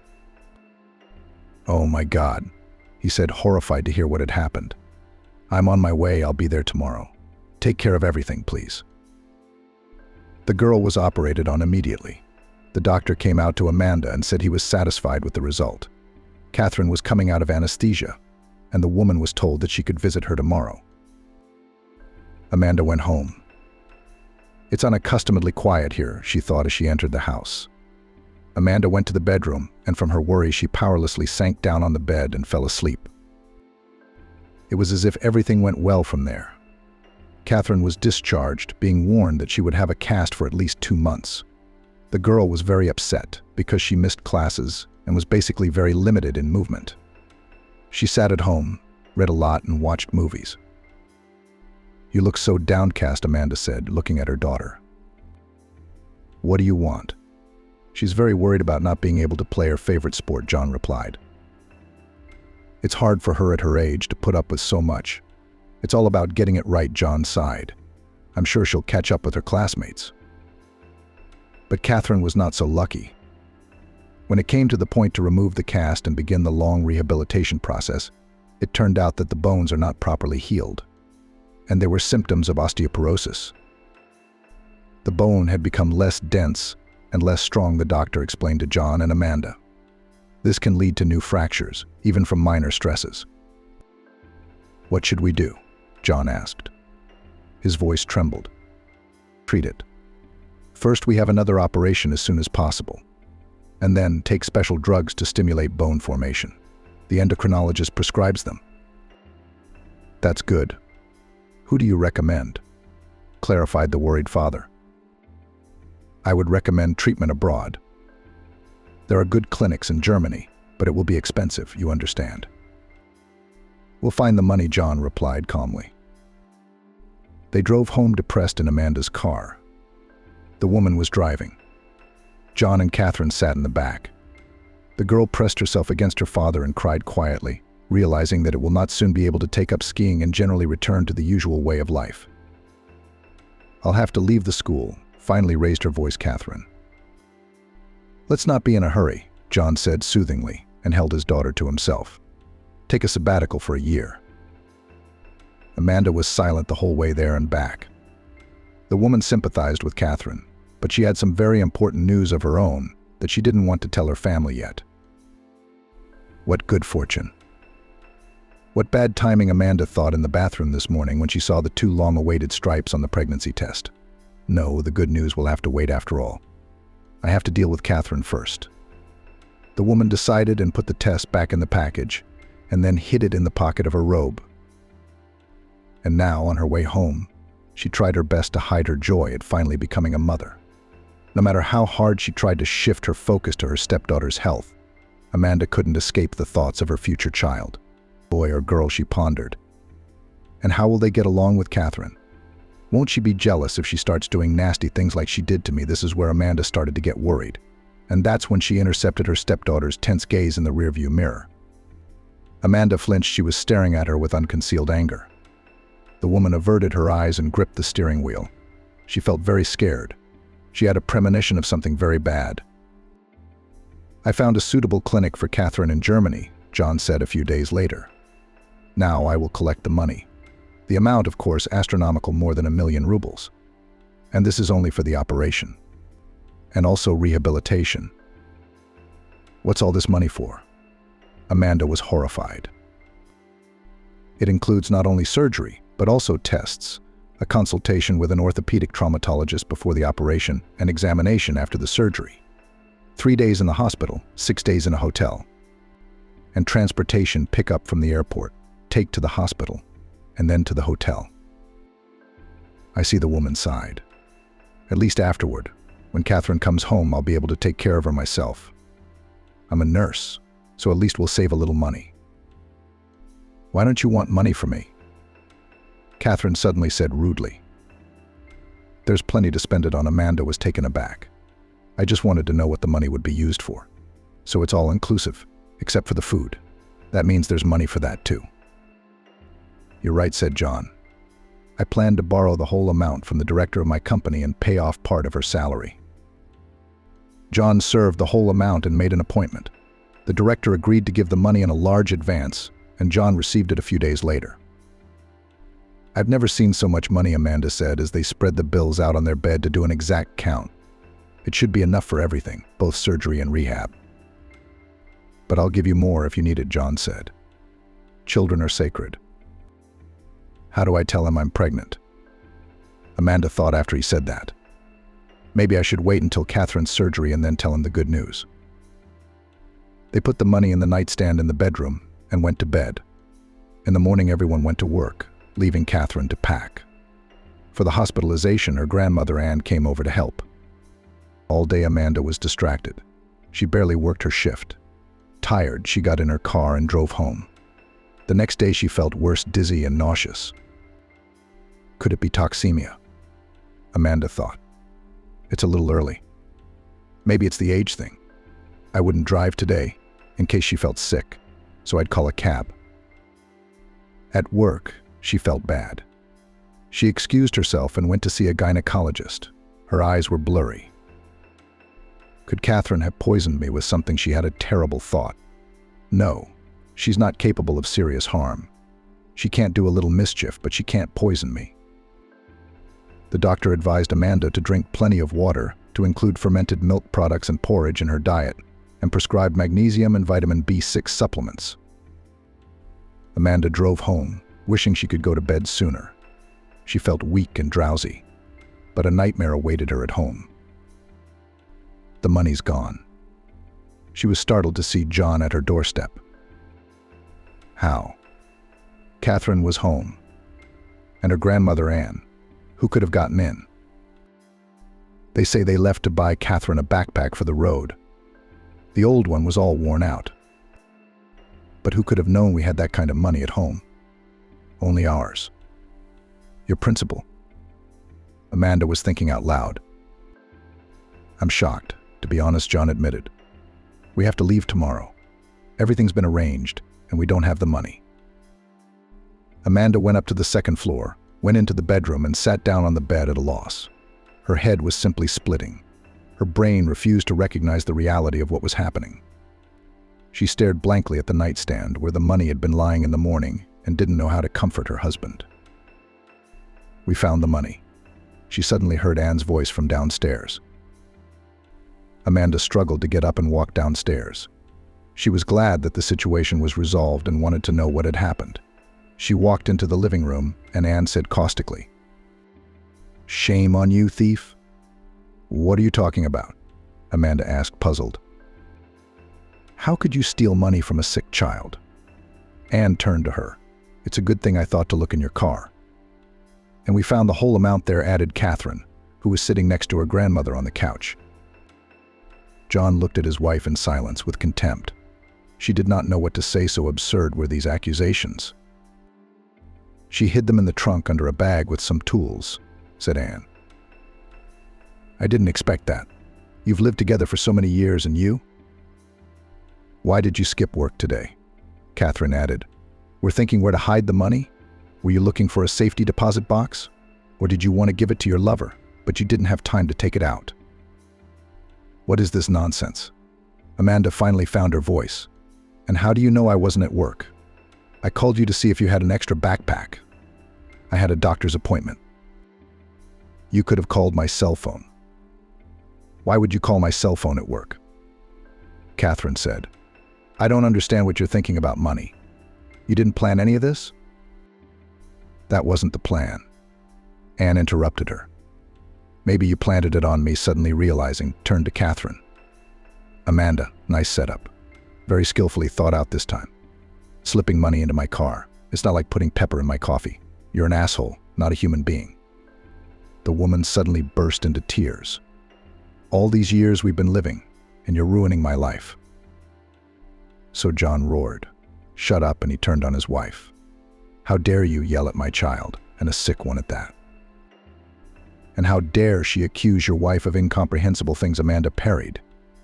"Do you have some kind of double standard?" "Fuck you," suddenly bellowed her husband. "You can't touch my daughter, you infertile fool. I have you for her. Wanted to ruin her life. Disrupt the operation urgently. Are you out of your mind? I would never in my life have started," was Amanda, but no one was listening to her. "Get out," yelled John. "I don't want to see you. I'll file for divorce as soon as I get back from Germany. And I'll be damned if I leave you any property." 2 months later, Amanda sat in her dorm room and calculated how much money she had left before her paycheck. The amount was not encouraging. She had to keep buying vitamin supplements. Pregnancy was harder on her than expected. "And I don't have any savings," Amanda pondered. "And nothing to sell. John took everything from me. He signed the house over to himself in the divorce with his lefty lawyers and the car, and even the gifts he gave me. Over the years, all my inexpensive jewelry. Only her parents knew about her pregnancy. She didn't have time to tell John at first, and afterward she didn't want to. She was too hurt by the way her ex-husband had treated her. Maybe you should tell him, after all, Margaret's mother exhorted the woman. I don't want to. The daughter shook her head negatively. My child doesn't need a father who threw his mother out on the street after 6 years of living together without much of a trial. Take my grandmother on Dad's side of the family. She split up with her husband because of him, too. He cheated on her. So she went to her house in a remote village and did not let him on the doorstep when he came to repent. And after that he lived as a hermit. So she took offense at the whole world. I remember that story, Mom. I only visited her a couple of times when I was a child, and after that she refused to accept everyone and got into herbs. She treated the locals, but for some reason she didn't want to know her family.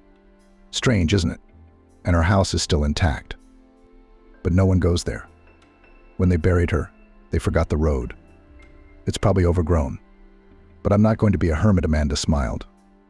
I have no grudges against the whole world, just one person. It was time for the first ultrasound. A few months ago, Amanda never imagined that she would have to go in for a checkup alone, without her loving husband, on such an important day. Her mom was back in town. She couldn't stay with her daughter. Amanda's father had had a stroke and the man needed to be cared for. So the baby is fine, the doctor who performed the ultrasound told Amanda. Do you want to know who it's going to be? Yes. Amanda opened her eyes in anticipation and smiled contentedly when she heard the answer. It had been a year. John had been working on his daughter's rehabilitation the whole time. The operation in Germany was successful, but the cast was not removed for a long time, and it took a long time to develop the leg after all this. However, despite all efforts, Mary limped, and her character from this did not improve at all.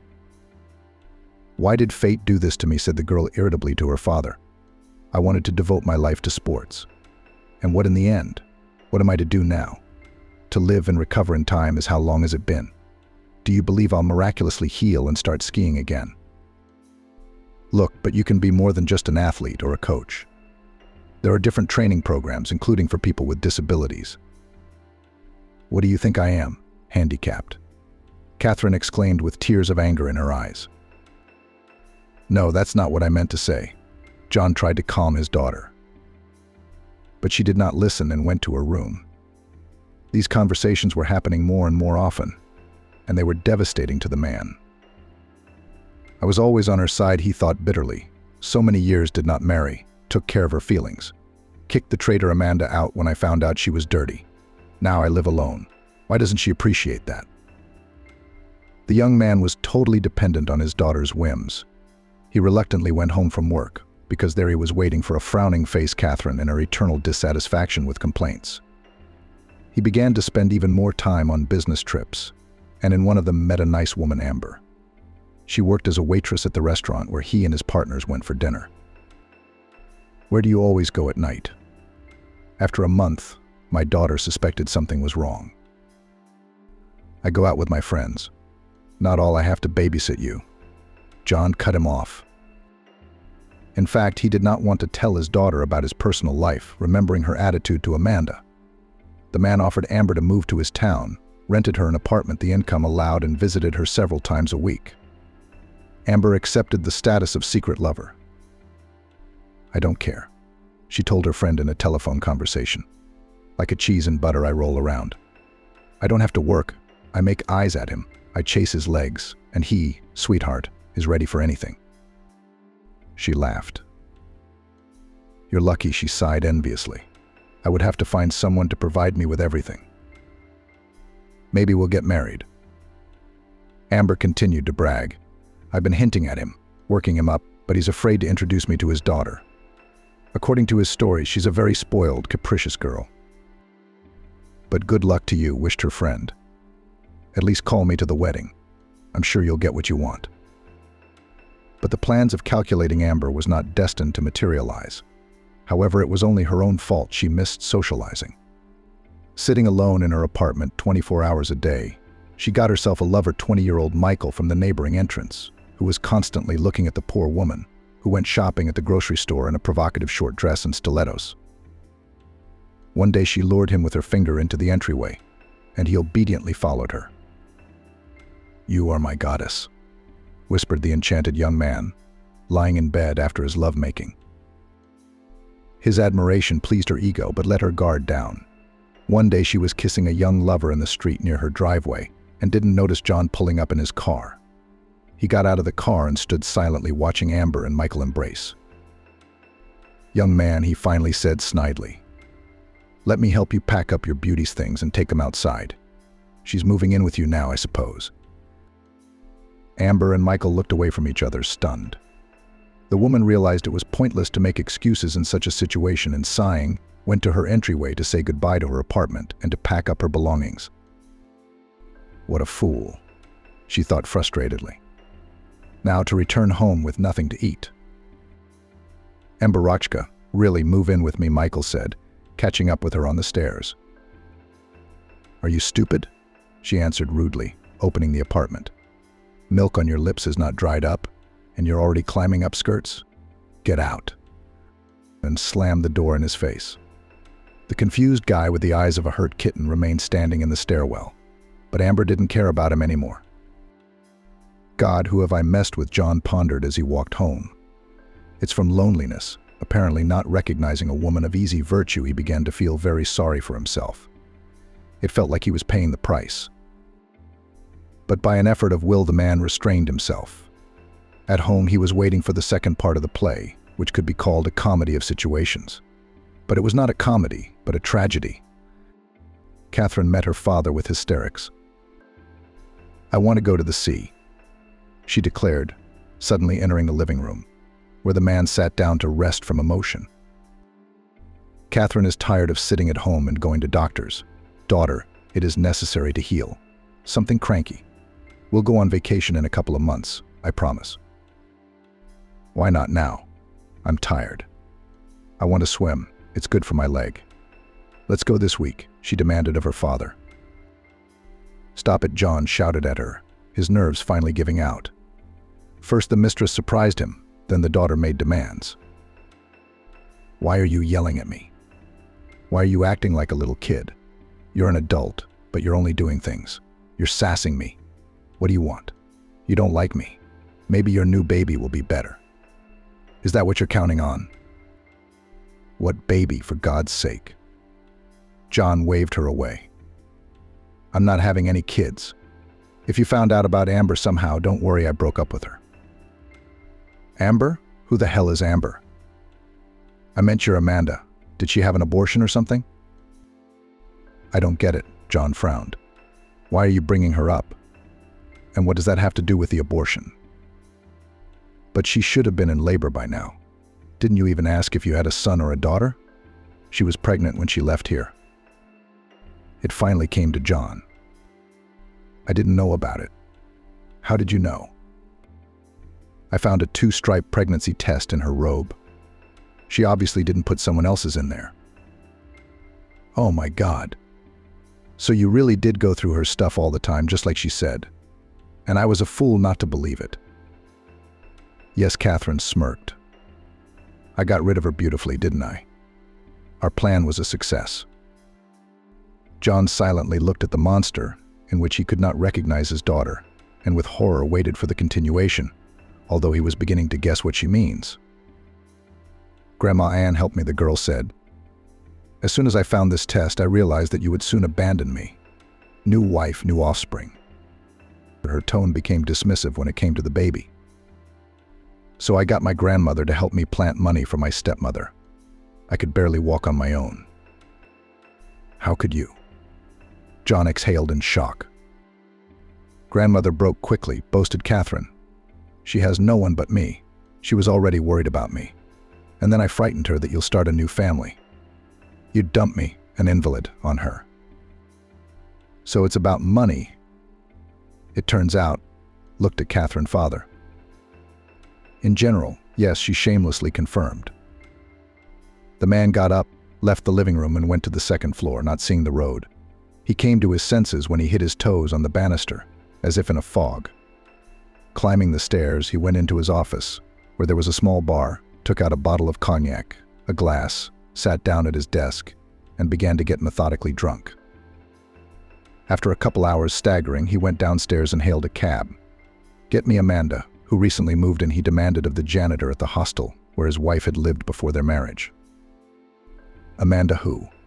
Go sleep it off, she scolded. I'll call the police. Nurse Amanda. She was supposed to move in here a year ago. I know exactly who you're talking about.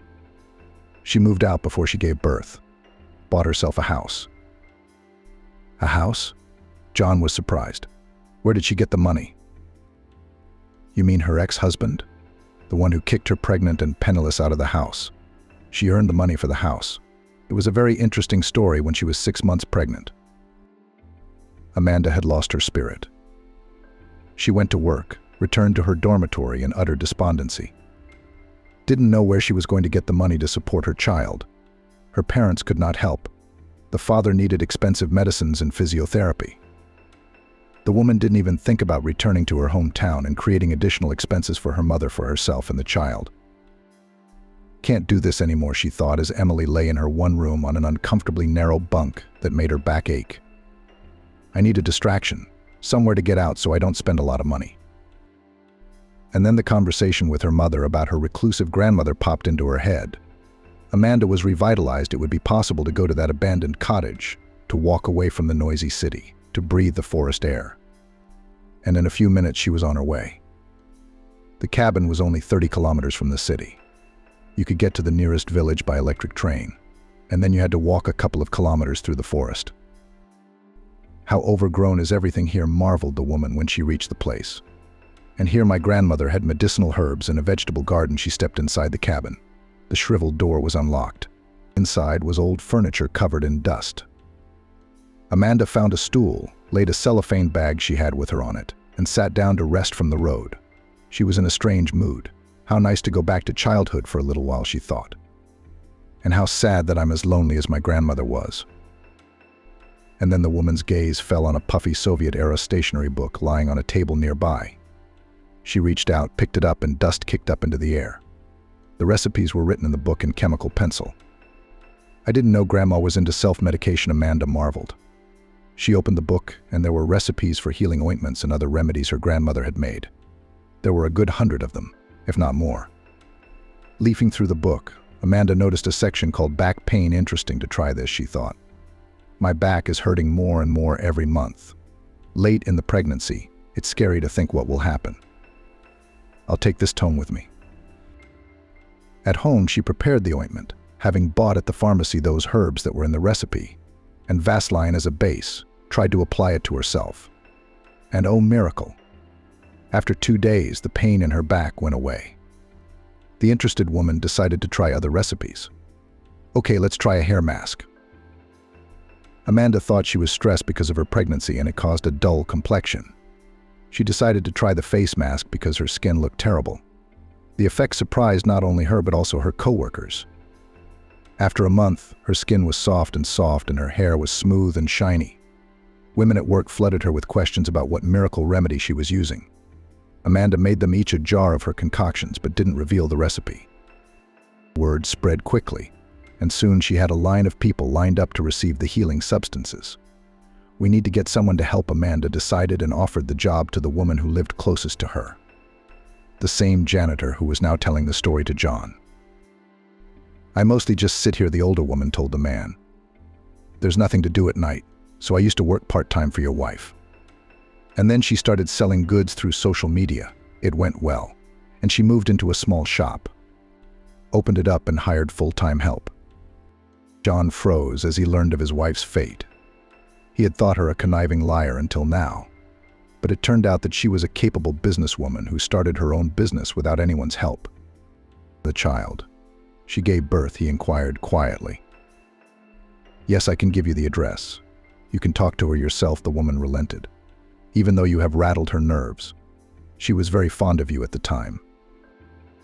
John took the slip of paper with the address and thanked the woman profusely. Though he wanted to run to Amanda, he held back and went home, deciding he needed to get some sleep, sober up, and get himself back to normal. The next morning he showered, shaved, drank a few cups of coffee, and drove his car to his ex-wife's house.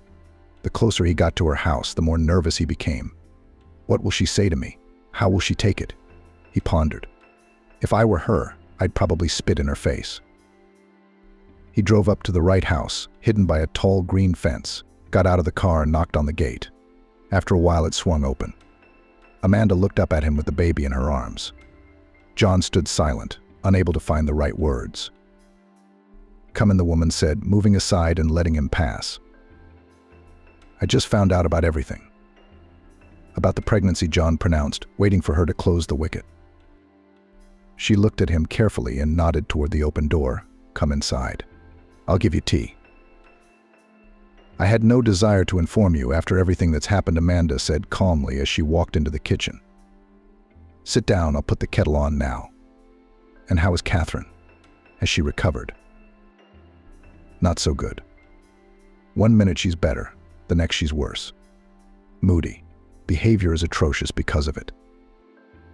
"I'm not surprised," Amanda smiled, rocking the baby who flinched at the sound of the kettle boiling. She wasn't an angel in the good times either. But whatever she thought, I treated her well and worried about her health. And she did such an ungrateful thing.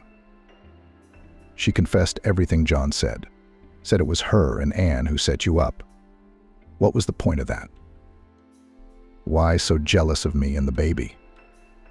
Amanda sighed. "And that's him. You said baby, so is it a boy?" "A boy," the woman blurted out in a smile as she looked at her son. "We're 4 months old soon. What did you name him?" John held out his hands and Amanda gently handed the baby to him. "Stepan Jonovich. Sound good?" Tears came to the man's eyes. "Sweetheart, can you forgive me? I was not myself because of my daughter's illness. I snapped at you. I believed everything." "You know, with the baby coming, I've begun to understand you better," Amanda replied.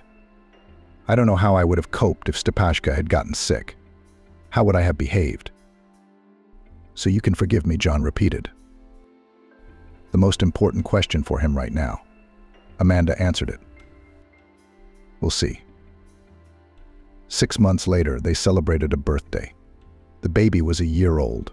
There were few guests, only the closest ones. Amanda's parents came. Her father got better and was able to endure the road. Also present were John's father and Catherine and her grandmother.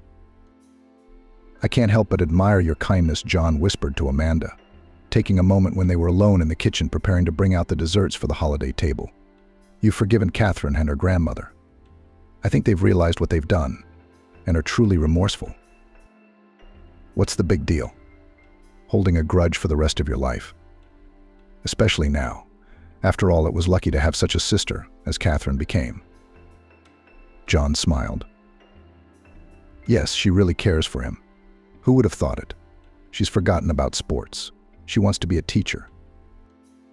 "God grant us all wishes," said Amanda. "I already have all my wishes," the man replied. "I have a real strong family. All my loved ones are with me every day." They hugged each other and looked into the living room, where at the same table were gathered people who had made mistakes and were eager to correct them, who were angry with despair but found the strength to overcome themselves and rejoice in the changes, who fought with illnesses but inspired others with their kindness, and of course, who knew how to forgive their loved ones. After all, family is the most important, the most valuable thing in our lives.